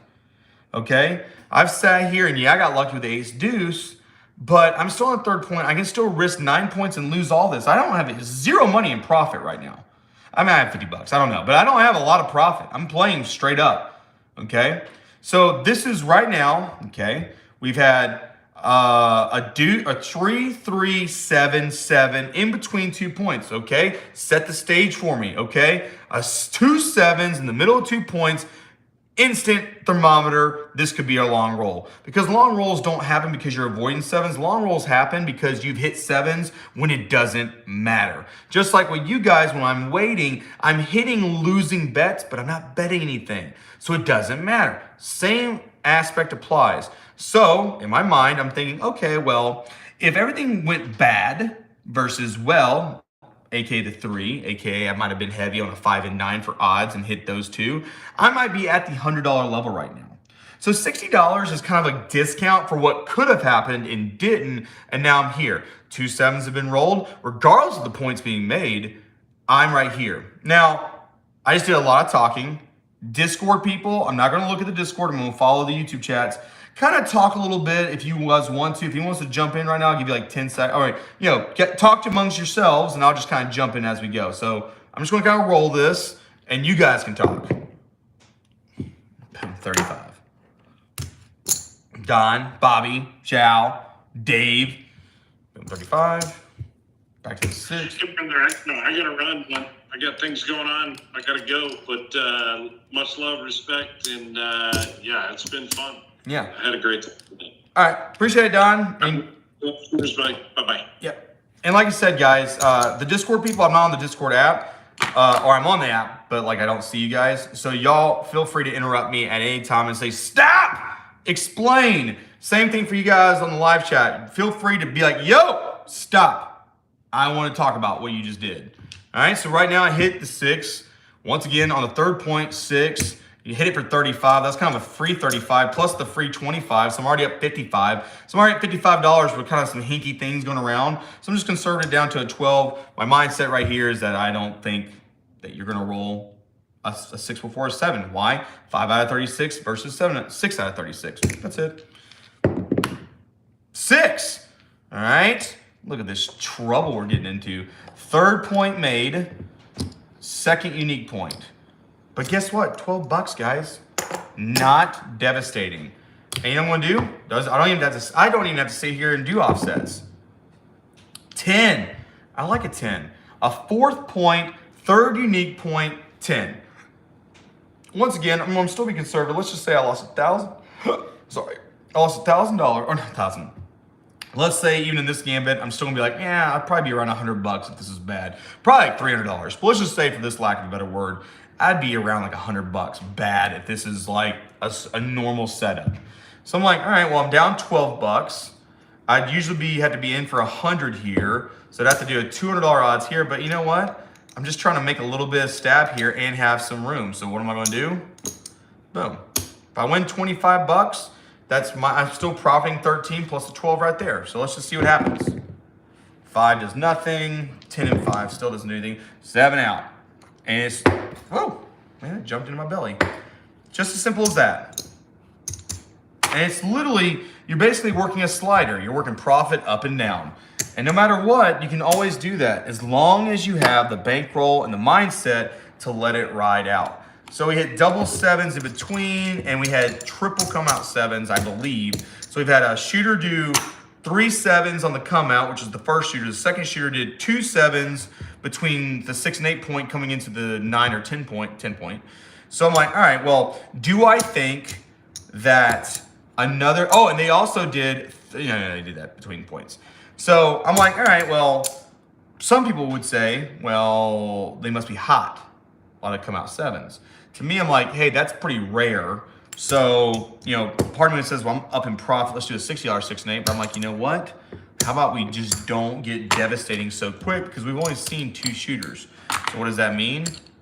I don't know why I did it like that. $30 6 and 8, same as before, working. So 6, 35. And like, I'm gonna stop here. And the reason why I'm stopping here, not because of, we're not stopping playing, but the reason I'm right here is that me and you guys, I started playing craps, let's just say 10 minutes ago. Probably not even 10 minutes ago.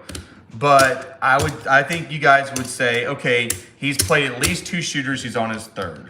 I think we all can agree on that, I think, unless I messed something up somewhere. So that's 500 right there.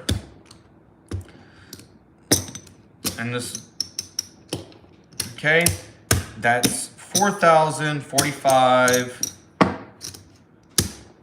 That's $5,000, okay? Now to show you guys, no big bets were made. Actually, there was big bets made because of 1 billion 7s, but it all started out small.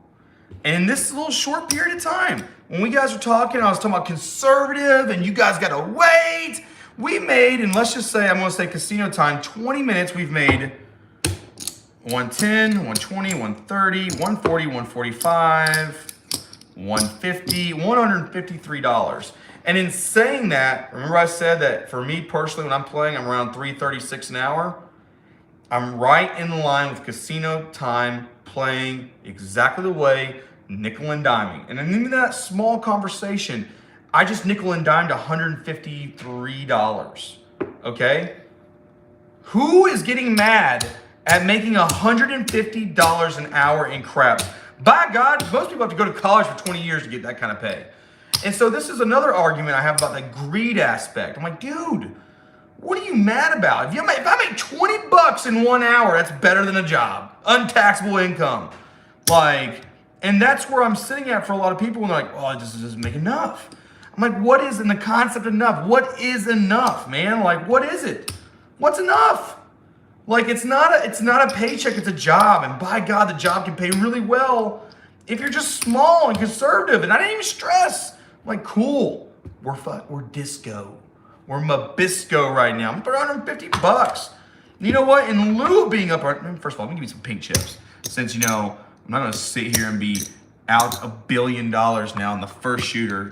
And I want you to add, guys, if you guys caught my live thing earlier today or yesterday, whatever day it was, notice that it was, once again, midnights that did that to me. God, I bragged about it so much, and all they do is hurt me. Guys on the Discord, while I'm kind of re-racking and kind of figuring my life out again, you guys got anything to add, talk about? Guys, questions, all that stuff? Anyways, anything like that? If not, we're going to keep going. 8. No, nothing. That's a 7. Boom, look at that. Silence. All right, we've had 3 shooters. 2 of them have had come out 7s. 1 has not. So we're just not going to go. 7. See how easy that is? See how easy it is to be like, nah, not going to do it. Does anyone have any questions about that? See, look at that, guys. See how gentle this is? See how easy it is to just be broke and causing the connectivity. I don't even know. Someone just hit me up. Anyways, I'm just like, you see how easy this is? It's just gentle. No, look at that. Look how easy that was. They got to convince you to make a bet.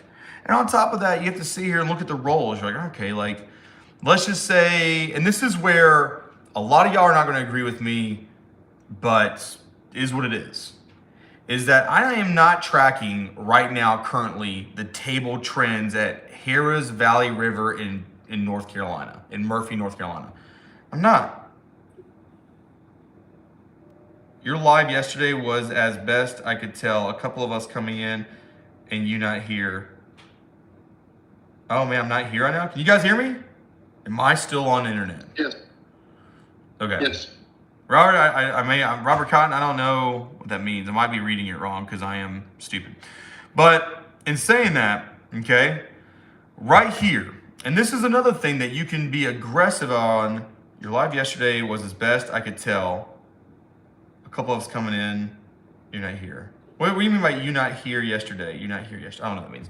Anyways, this right here, you take $150 profit a couple of ways. You can say I can make a stab to make more profit, or, okay, instead of saying, hey, I'm going to work a 6 and 8 after I filled in for you. Oh, Dantana, that's cool. This right here could say, I'm no longer doing $30 to 6s and 8s anymore. It's just not happening. You're like, well, Charlie, that's your bread and butter. How are you going to see her make money? You're like, well, okay. I have to see here, and let's say I have to hit that 6 and 8. Okay. So 3 different shooters have to hit for me to make $105. Okay, 3 different shooters on a come out roll have to hit a 6 or an 8 to make $105. That's 3 different shooters that can roll come out 7s to bink you. That's 3 different shooters that can do 17 7s and bink you. So I have money, I have profit. How can I stay here and mitigate my risk, but maximize a stab with my profit? And it's very simple, okay? So this is the reason why I say it. Hopefully, oh yeah, that wasn't my money. The simple thing is this, okay? Well, if you sit here and do $30 6 and 8, and you lose that, then you do a $60 6 and 8, and you win 70, okay? So when you win 70, you're really winning back 60 plus $10, okay? So how can I make more money, but be more conservative and also be more aggressive? I know what you're saying, Charlie, you're on crack. It's not. Just take this bet away. Now you're being more aggressive with the $60 6 and 8. You get paid $70 profit, not $10 profit, but you wait one street. and say, I might not bet that 6 and 8 as often as I would after every shooter doing a come out roll. But now, when I do make that bet after 2 come out 7, or excuse me, after a 0.7 out and a come out 7, I'm still exactly where DGE wants me to be. But now I'm getting profits of $70 a rip versus $10 a rip by waiting and being too aggressive too early. You see how that transition can still maximize your profit, but it's now getting more and more worth it to wait. Versus, let's say if I said, hey guys, standard DGE, you're gonna be making $336 now. You're like, got it. What if I told you instead of making 25 bets to get to that $336, look for 1 bet an hour to make one time $330. So now you're not trying to get hit every single time by all these shooters. Now you're minimizing your risk to 1 roll, still statistically sound, still mathematically probable, but you're now being less exposed to the BS.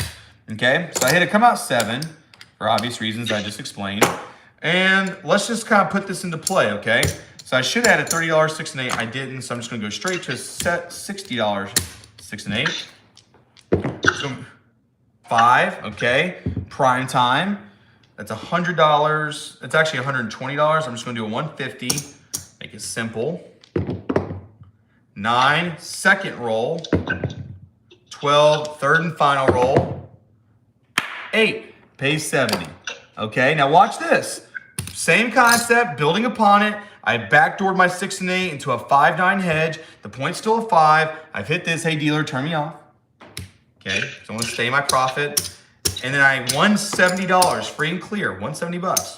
So now I'm gonna take it. And the reason why is I'm gonna take it's, even though this is the $70 on 1, okay? I'm actioning 30, okay? Yeah, you see that, guys? That's called magnets.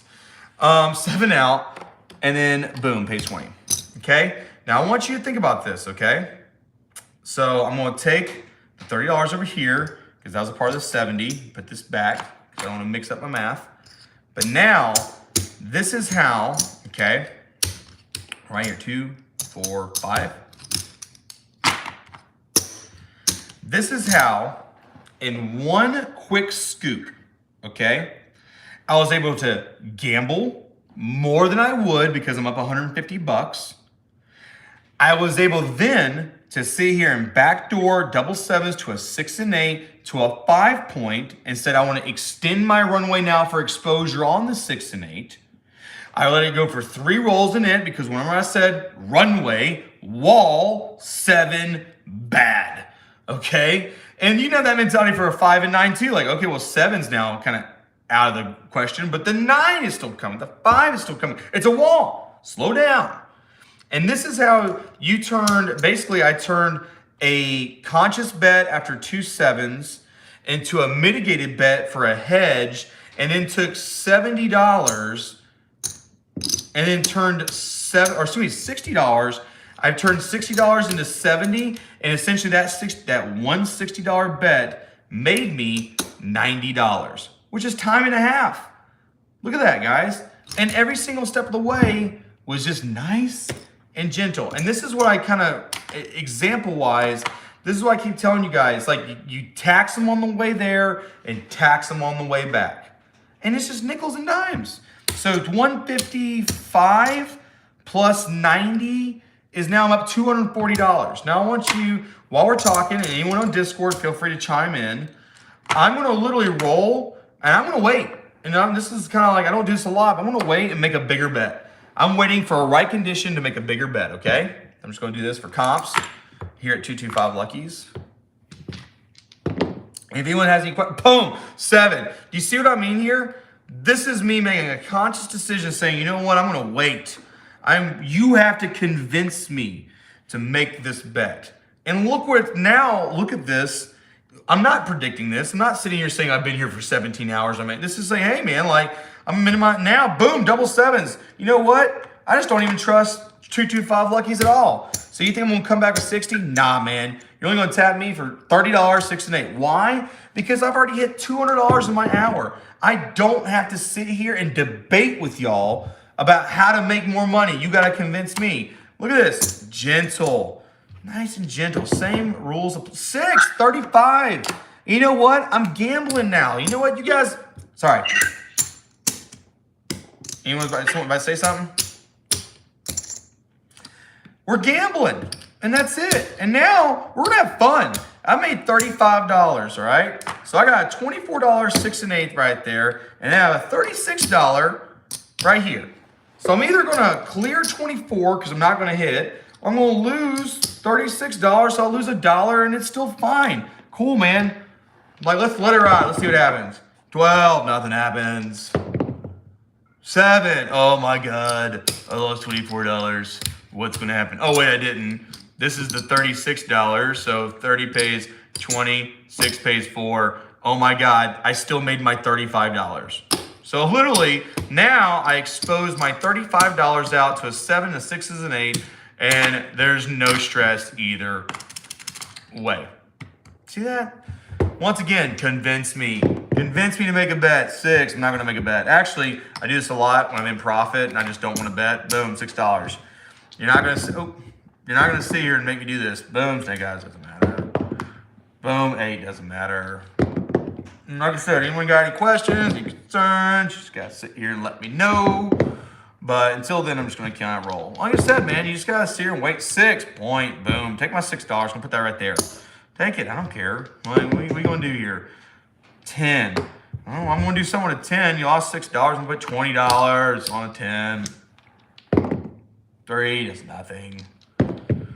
3 again does nothing. Give me that 7 now. Oh, 9 does nothing. 8 does nothing. Yo, 11. 8 again. Look at this guy's hot shooter, you know? Can you tell by my amazing dice influencing skills? ACTC. And you'd think with these dice influencers, because people put out so many videos of them practicing, you'd think one person by pure happenstance would sit here and hit like a record, like 144 rolls. So I lost $6 when I hit the 6, but I get paid $10 right here. So I still made $4. And now I can just do this all day long. I can literally nickel and dime them all day long. Why? Because I've already made $200 in the hour. I don't have to be aggressive. Why? I've made my hourly. Boom, 3, doesn't matter. Wouldn't even have gotten paid. 7 again, 7, 3, 7. Fine, you'll make me bet. $18, 6 and 8 worth it. Because why? I don't know. I'm betting something because I just damn, and at the same time, you're not gonna tap me for $60. So 7, look at that. See that, guys? You guys are gonna try to steal my money. You'll steal nothing from me, Jack. All you're gonna do is just waste your time, my friends. Waste your time, old casino at 225 Luckies. All right, Bobby, I'll see you on the YouTube, not the Discord. Oh, look at that, 8, all right, 10, 20, 30, 35. Points in 8, I lost $1. Turn this off. In fact, since I hit an 8, we're just gonna sit here and press it by 6. I'm in profit. And then I'm gonna see here, since I lost $1, I'm gonna put $6 odds right there, because why not? 8, hit it, comes here, lose $6. Technically, I'm down $7 if you wanna get real technical with it, but we'll just let it be at that. Boom, we're at a 6 now, $12 odds, because I'm only down $7, and this pays 10. So let's see what happens here. 8, oh damn, I thought it was a 6. I was like, perfect, I can show you guys even another little gambit. 4, does nothing. 7 out. So 12 pays 10. I lost 7. Profited $3. And we're off to the races. Now, once again, I'm sitting here saying, you know what? Like $30, 6 and 8. We're about just said I want to be more conservative. But I did press it right here. So what I'm going to do is I say, hey, I'm going to drop down to a $12, 6 and 8. But the 8 will be 18. So right here, mentally, I know, I'm like, hey, now I'm going after 2, which is more aggressive. I'm doing it at a lower level and doing a 7-7 press motion, because why not, man? This is profit. Profit makes profit, you know? 8 pays 21. I'm gonna keep it symmetrical today, so I'm just gonna press the 6 by 6 to make it an $18 6 as well. I'm kicking back $15. Let's go ahead and turn this. I'm out of singles. So I'm gonna sit here and turn this into this. $6. And whoopasies. 4 does nothing. I don't care. Boom, 6 does nothing. I still don't care. 10 is a thing, but I still don't care. 7 out. Boom right here. Comes back, racks it in, turns on. We've had a lot of come out 7s, so I feel pretty confident about working these things after single 7s. 5's the point. Let's go ahead and get a little bit aggressive and put 75 on the don't, even though I only got like 40 bucks out there. Hits an 8, which is going to be $21. We'll go ahead and make that a $24 8. Still doesn't matter because I'm hedging on $50 right here. So I still have action. Let's just keep these guys working. Boom! 8, guys. Pays 28. Go ahead and make it 30. I've hit twice on 2 points. Shao dropping off Discord. The Discord is pretty bad, out of sync on YouTube. All right. So, and actually, since we've done this Discord for about an hour and a half, there's only 2 people in here. Shao, we're going to just drop out of Discord ourselves. So now I'm purely on YouTube, and we're going and just living off this. I can go live now and see what I'm doing. Actually, since we've done this Discord, and I can turn this down. Boom. All right, guys, and like I said, oh yeah, we're racking this back. Okay, now watch this. We've hit this 2 times. Okay, we had 2 bets. We hit the 8 twice. Okay, what more could you ask from your bets? 100%. Boom, turn it off. I'm gonna reduce this down to 15. I mean, what more can you ask of your money? 9 being the bet, does nothing. 10 again is cool, but still does nothing. 8, oh, my bad, does nothing. 5, and see this reduction is now you're like, oh, you made a 5, that's cool. Cool, I like it. Took $15 from me. You know what? We'll just get a little froggy and do 20 right here. And we got a 4, which is amazing. I'm just gonna put another 20 next to it. And I'm getting a little pressure. 6 does nothing, even though I'd like it to. That's a 7 out. 20 pays 20. And then 20 pays 10. And let's just say that is 1 hour. Now, I made a couple good stabs, but let's just say the 30, we've done now 1 hour casino time. And at the halfway mark, where I said this is pretty much, we're 3 shooters, 30 minutes. I think that's pretty, I would say, fair to say. I don't know how many shooters we've had now, but I would say that we've done about an hour of casino craps, okay? An hour. And I don't know what this number is going to be. I'm hoping it's going to be around 300, but let's just see what 155 turned into at the end of this hour. So at the halfway point, I was at 155. Now let's see what a full casino hour is going to look like, okay? So we're going to start with the singies, okay, the little whiteys. It's 5, that's 10, that's 15, that's 25. That's 50, that's 75, that's 100,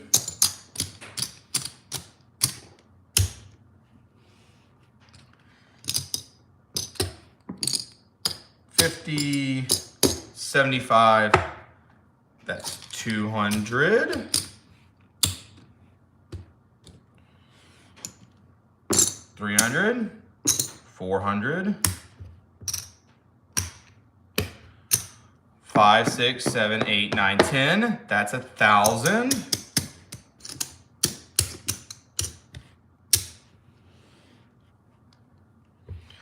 $2,000, $3,000, $4,000, $5,000. So this is what I came in the casino with, $5,000 bankroll. And after 1 hour casino time, I've made 1, 2, 3, $75.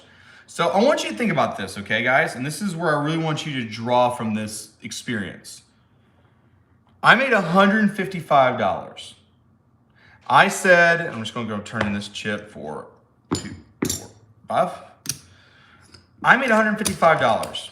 And I said, guys, I'm not gonna bet a lot. I'm gonna make more conscious betting decisions. I'm gonna wait and be conservative and do that, right? So I pedaled off the brakes. And by pedaling off the brakes, I still made $220. Do you see where nickel and dime could really, it just makes money. And that's it. you know, that's the stream, guys. I don't know best way to say it. And I hope you guys enjoyed the Discord thing. I like it. I think we should get more involved with it when I'm better technology-wise. We can sit here and do more stuff with it. But I do this in order to show you guys, like, hey, it's gonna be okay. Hey, like, you can be conservative and make bank. Buku, guys, buku you can make. And it doesn't require you having a heart attack. Stress kills. It breaks my heart when you guys stress over things, all right? So you don't have to. So in this time period, we are done. But like any other good degenerate, do you have any questions, concerns, what I'm about to say? And I'm gonna organize dice as I do this, so it gives y'all enough time to talk about anything, or text it out, type it out, anything you guys gotta do.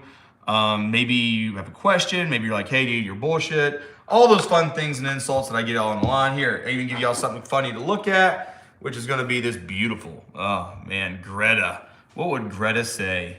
This beautiful walrus tusk. It's fake because I can't afford a real one. But it's got beautiful ships on it. Look at that, man. Like, look at that, just sleek. So beautiful, so sleek, so everything. All right, so might be mine. That means my image. Look at this little stick. Come on. That looks sexual. I can't do that. Sorry. Apologize for that, boys. All right, so let's just go ahead and just knock out these sevens real quick. Like I said, any questions, any concerns, any things you want to say along the way, I am here to talk. By God, if anyone could say that I'm not about to talk, I don't know what to say. Oh, we got Obi-Wan. Obi-Wan-Ton. DG, what you think about $3 min bet BC machine with 3K? Where's my glasses? 3K max. My math says I run a $3 6 and 8 against 7 times 13. I mean, that sounds good. Whatever your minimum bet. I mean, $3 minimum bets. Yeah, dude. It's crazy. 3K from $3 base, but point range seems unreal for most casinos just for short Marties. That is true. I mean, 3 to 3,000 isn't the same as 5 to 5,000. You think so because your mind wants to hear that that like symmetry to it, but it's not, because you get more. That's, yeah. I mean, Obi-Wan, I like it. $3. I love minimum bets. Magic Aces, the casino has no defense against the short game. Money, money, money, money. That is true. Is that, they really, it's all, for them, it's all about math over time. They're not sitting here worried about the little stuff. They just know about the big stuff. Oh man, finally a 7. All right, let's get some midnights. I know midnights are good for a 7. Of course not. Rick Bryson, appreciate your explanation, Charlie. Getting a lot out of them. Well, man, I'm glad. I mean, and here's my biggest thing when I talk to you guys. I am not, well, first of all, I don't sell anything, so there's nothing really to buy, unfortunately. I will say, if you guys make $100,000 with my strategies, you do owe me 1 drink, and it will be a White Russian. So that's like an $8 drink, or it could be a $10 drink, depending. If you're in Disney, it's a $20 drink. But, I mean, you guys get the point. You guys owe me some vodka. And not a bottle, not a billion of them, not a bar tab, just one. Every 100,000, you owe me 1 $3 to $8 drink, okay? And usually I'll buy you dinner if you do that. So, yeah, that's my only requirement. And when you have that only as a requirement. But the whole purpose, realistically, as a spidey child, I just want y'all to take their money. I don't care what y'all do. Just take their money. That's all I want. Just take every ounce of money you can from a casino. Magic Aces.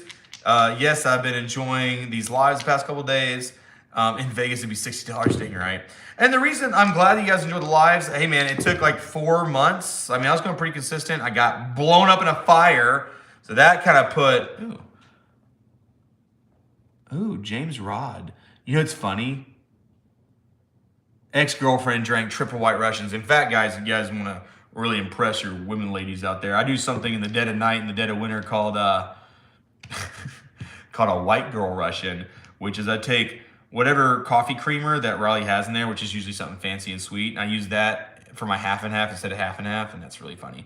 R.R. Brown, any of you guys see lower tier credits per session if you are only working 1 roll?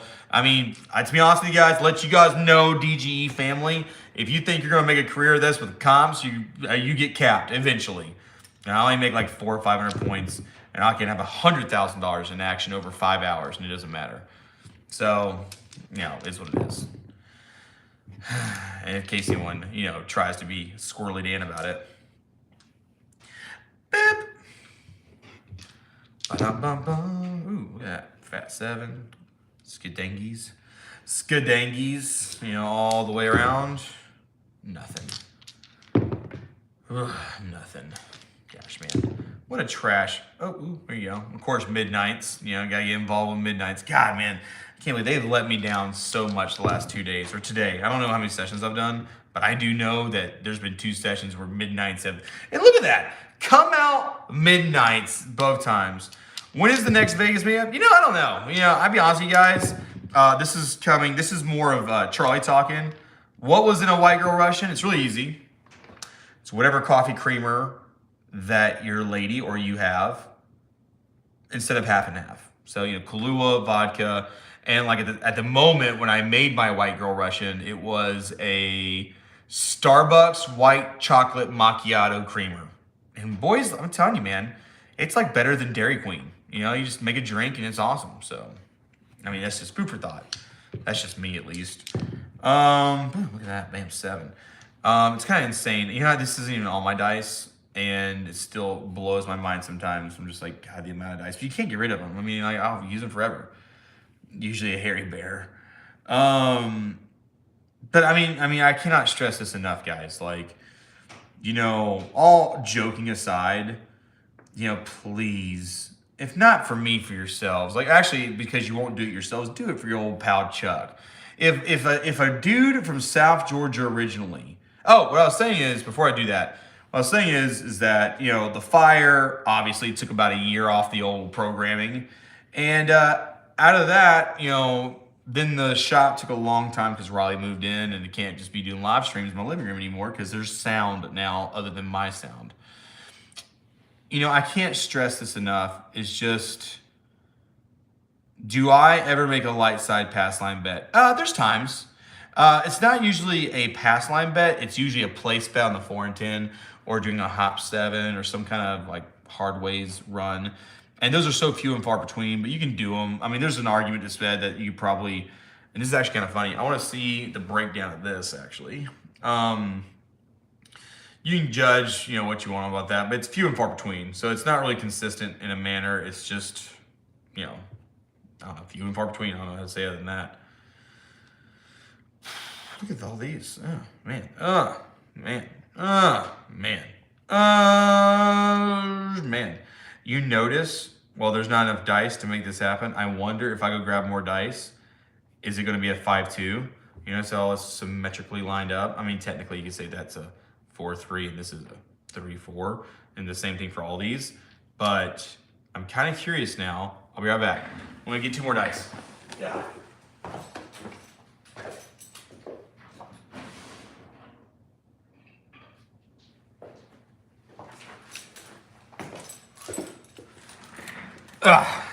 Okay, so I want to just kind of preface this.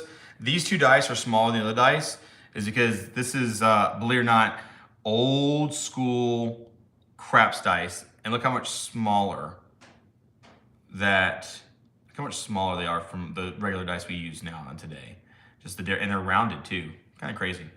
All right, so I mean, technically speaking, if we're going pure random, even though this is not enough as a sample size, it would be cool if we pull 5 2s because 4, 4, and 3.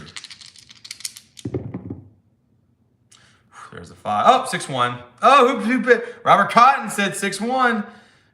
He knows what's up. So, dang. What were you going to say about Vegas? Oh, you know, to be honest with you guys, I don't really like to throw shade on anything, but there's just nothing for me in Vegas. And the reason why I say that, this is really, you did a video about 6 months ago where you looked at strategies and gave your opinion. You kind of like, the question is, plan on doing one of those? I mean, yeah, I'd love to get screwed up and drink and talk about other strategies. I can do that all day long. It just depends on if you guys want them or not. I mean, I love that because to me, I can literally just like watch other videos and like I can really just kind of delve in, including my videos. I can just really it's easy for me to kind of deep dive into an analysis of different strategies. What I was going to say about Vegas is that this is, and guys, you know, there's 26 of y'all watching, and I guarantee half of you guys are going to really not like what I'm about to say. I have a assumption to be made.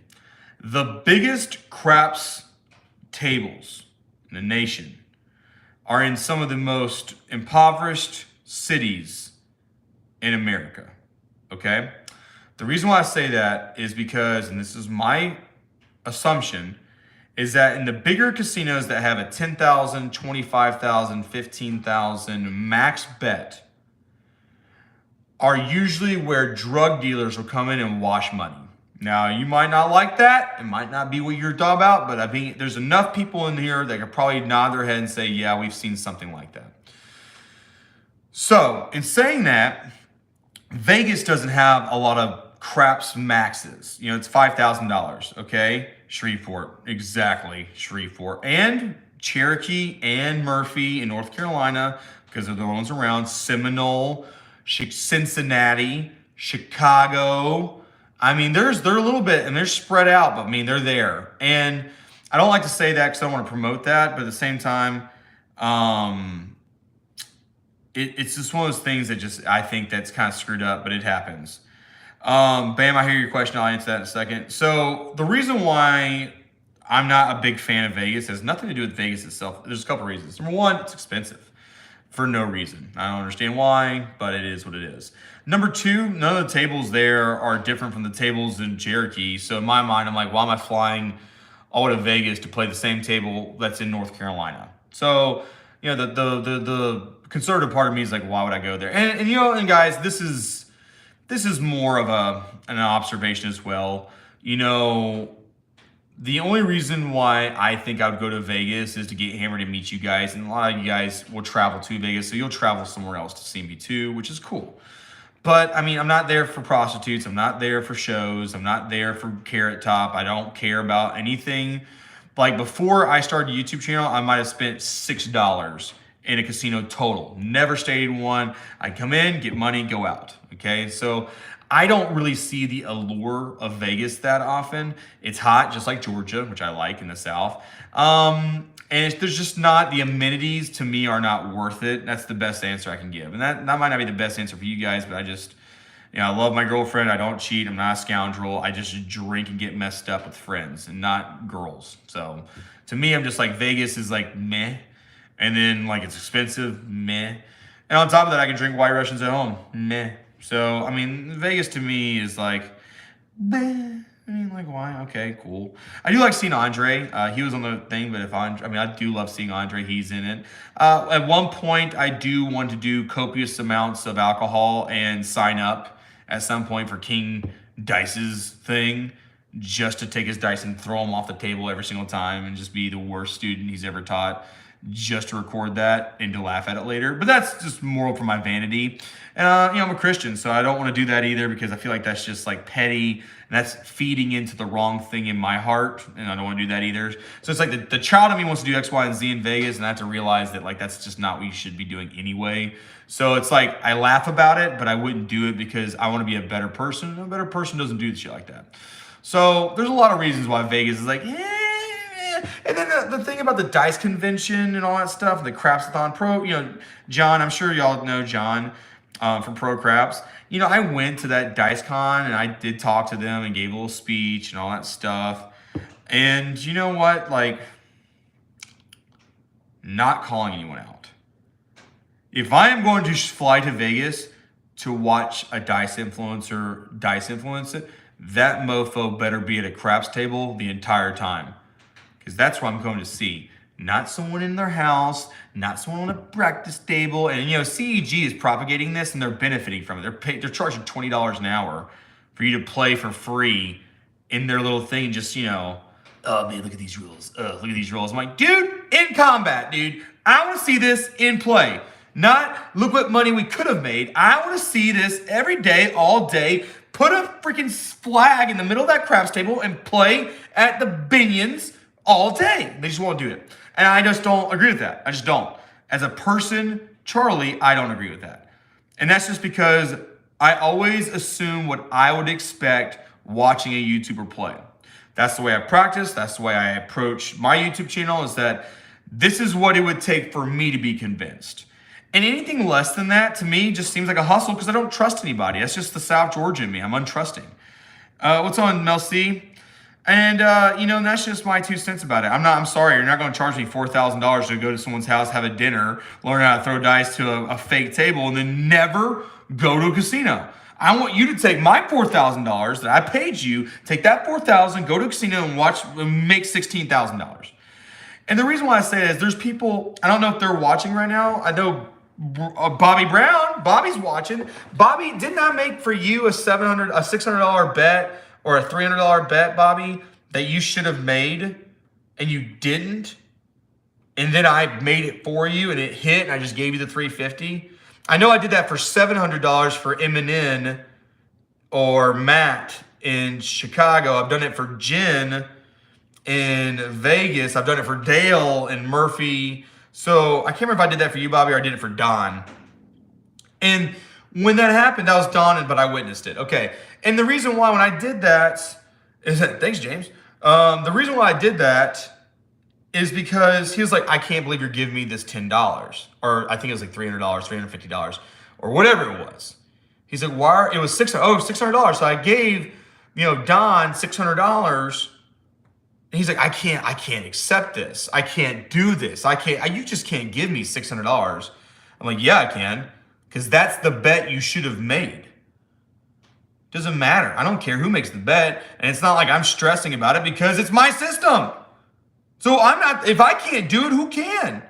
And then when I gave it to him, it wasn't charity. It was just like, dude, man, like that was the bet that you should have made. I understand you're nervous. I understand it's a lot of money. I get it. And if I was in your position, I would be like not doing it too. But you got to understand that to me, it's just playing a game. It's playing Galaga.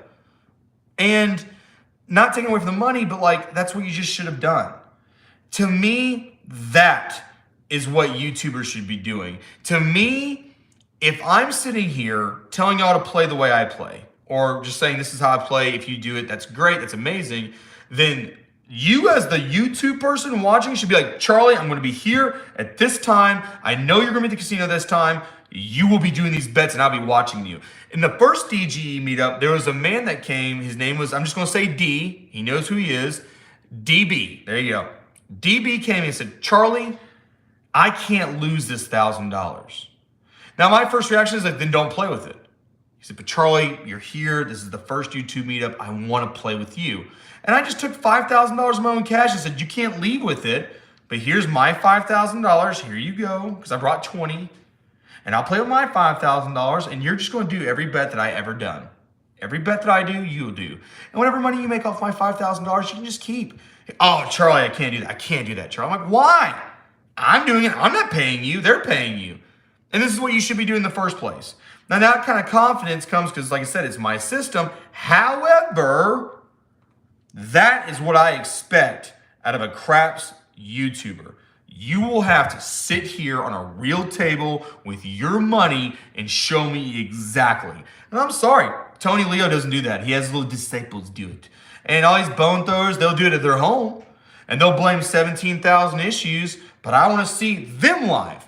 I want to not live practice, live throwing and gambling, and what do you make? And they won't, because why? It's a scam. It's something that it would hurt. All a live session can do for a dice influencer who's selling a program is hurt their image. That's all they can do. It can't better it. It can only hurt it. And so I'm sorry, dude. That's unacceptable. Now, if we were talking about crocheting tips and the worst thing that would happen is you just waste an hour making a yarn ball, that's one thing. This is your guys' money. And that's serious, man. That's your money. So not only are you going to charge me, but now you're going to make me lose my money? That's a double fucking-ing. That's the fucking times 2. And I can't handle that. I just can't. Like, you're shilling me on one side and you're stealing from me on the other side? No, man. Nah, dude. Show it me live. Not a meetup. Let's do a live stream YouTuber crap meetup battle. No! Meet me at the casino, man. That's where I play. That's where I make money. Not on YouTube. I make money on a table. So why can't you just meet me at a casino? Tell me which casino. I'll bring 100,000. Not only would I bring 100,000, I'll send it via wire to make sure I'm sitting here to play that 100,000. And that's not me flexing. That's not me saying you guys should pick me over them. I'm just saying that is the entrance fee to legitimacy. And if it wasn't legitimate, And like I said, and I'm legitimate for what I do. So you want to see 100,000? Here's 100,000. You want me to see you run a system live on this? Let me show you that. Hey, Troy, I want you to run this system. Okay, I'll run that. Hey, Troy, can you record? Yeah, I'll record inside casino. Hey, Troy, I want to see you use 100,000 and record this. Okay, I'll do that. Hey, Troy, I want to see this. Okay, I'll do that. Why? Because, I mean, I never look at my videos after recording. Why? I'm not fucking cheating. So it's easy. Because it's just like, whatever it is, it was the right thing to do. Doesn't matter who meets up with me at what casino. I'm like, why? And it was the Dale brothers. The Moore brothers are what started this, because they're like, well, can I come to your house? I'm like, no. You can just meet me at the casino, though, and I'll just show you in person. Like, you don't want to practice at your house? I'm like, why? It's the same thing, just now I'm getting paid versus me and you just jaw jack over here. Here it is. I was playing in Shreveport once, and Golden Touch was there doing a seminar in town, and was at the casino, and the legend himself, the Dominator, was there and never even got on a table. He only played blackjack. What is this? I've made $1 million in craps, Dominator, or whatever, blah, blah, blah, blah, blah, blah. But you're not going to play the game that made you rich? Eminem, you help me out. Eminem, we're just talking about you. Who was it at our Chicago meetup that I did a $600 Section 8 working for him and gave them $700? Who was that? I know Bobby was talking about the Don and Shreveport. Who was it for you guys? That I made the bet because I was like, hey, this is just the bet you needed to make, but you didn't, but it's okay. We're going to do it anyway. Can't remember who did it for that, but I remember you were there. So, I mean, it's like, boom. But in saying that, you know, guys, like, you can't sit here, and this is just, I don't care if you use my strategy, but please, don't remember, you did. No, I know that part, but who did I give the money to? Who didn't make the bet? And then I made the bet for them and then paid them with the money I betted, but it was the bet they should have made. Who was it on that one? Oh, never mind. I read that wrong. He says, I don't remember who, but you did do that. Oh, okay. That was my bad. I'm illiterate. And I'm saying, guys, like, I beg you from the bottom of my heart, be suspicious, be questioning. Like, you should question, if they are truly a master at their craft, there's no question you can ask them that they don't know. And if they can't answer you, then they're bullshitting you and they're stealing your money. And I just don't want people to steal it. And that's I don't care if you want to sit here and nickel and dime people and teach them how to throw dice. That's your own prerogative. But it's the concept that they will take that knowledge, which is fake, and then lose money. And that's something they can't get back. That could be the difference between retirement and not retirement. That could be the difference between getting a new car and not getting it. That could be the difference of you saving your money versus blowing your money. And that is something I cannot abide by. And that's just me, who I am as a person. I just can't do that. Like, it's just stupid. And as much as people are like, all right, you shouldn't do that for the crafts community, I'm like, well, you shouldn't a lot of people in the crafts community. Sorry. This is what it is. So, you know, that's just my 2 cents. I know that's a big rant, but at the same time, like, guys, like, please, and I don't even care. Like, I don't, you know, question me. I mean, like, tell me I'm bullshit, and that's fine, because whatever it takes for me to prove it to you, I'll just do that. And if the same person on the same YouTube channel, the same dice influencer, throwing class, seminar, speaker, people, blah, blah, blah, blah, blah, blah, blah, blah, blah, if they're not willing to do the same thing, then that should tell you, like, well, I got a redneck that will do any request, any bankroll, any table, live and make profit, but you who are world-renowned, written and published author of craps won't? Why will someone with lesser prestige do something? Why will I go the extra step while you will not? Why will I take the risk where you will stand scared? I just don't believe in that. Just don't. So that's a really bad opinion, and that loses me subscribers, and that does not make me a popular person in the crafts community. It does not get me invites to the barbecues. But I'm sorry, guys. This is what it is. Because it just is what it is. So I have a friend, just got a $40K settlement. He wants me to teach him DGE because he knows it works. I just told him just watch Charlie videos from old school long ago to today. Yeah, dude. And roll $100,000 by yourself. 40K bankroll, he only needs 5. And hell, he should start at home with $500 and work his way to $5,000 so he knows how to do small bankroll gambits. And then from there, just make 5 into 100. So then take 35, put it in the bank, put 5 aside, and take a year, practice it for a year at home, record yourself, take all the stupid things. And the reason why I say record yourself is, and the reason why I say it to you guys, I don't want all y'all to be YouTubers. But imagine, have you ever talked with Cashier Cage? No, I don't even know who that is. Never even heard of him, but I don't watch YouTube a lot. Well, I do watch YouTube, but it's more about small engine repair and DIY stuff for like farm stuff. And I do love me some beehive making videos. I don't really watch a lot of crafts videos. I do watch John Coco's a lot because I just like coffee and craps, and like I'm taking a deuce in the morning or going to the gym, I can listen to that. But in saying that, the reason I want you guys to record is not, I don't care if you post on YouTube, that doesn't matter. And I'm not doing it to make little DGE disciples to spread my content. But the beautiful part about recording is that when you guys personally run into an issue, you guys could literally upload that for 30 seconds, send that to me, send that to whoever you think is your crafts mentor, and he sits here and, or you can send that, sorry, I'm like reading. You can sit here and send that to somebody that is your crafts mentor and say, well, this is what happened in real time. This is how I reacted. How could I have done that differently? And that's a lot easier than just saying, well, I did this, this, and this. Have you ever talked with Cashier Cage? Word, he has real money to invest, but he goes in half-cocked and impatient. He will lose focus, missed opportunities, like you say, treat it like a job. Eminem, for that guy who has 40,000, if he's already like that, then don't. That's a young man's approach to craps. Young berserker who wants to just don't do that. That's stupid. So maybe he shouldn't do it, or maybe he should lose a couple of that. In fact, you should take his money and say, hey, every time you make $10,000 at home, or videoed, I'll give you $10,000 of your cash. So make him earn back his own cash. Tom Armour says he seems to have the same attitude as you. Might have to check him out, Cashier Cage. And yeah, guys, I love this thing. Look at that. This is fat. This looks sexual when I do this, but like, I don't know. This could be a really infamous, like, this is my mini dice rake. I love it. This is actually just for the shop. I just liked it. It's fake. It was awesome. So, anyways, I think that's it, guys. I think we did a good little session there. You know, I think that was a good conversation to be had. All right, let me just get up.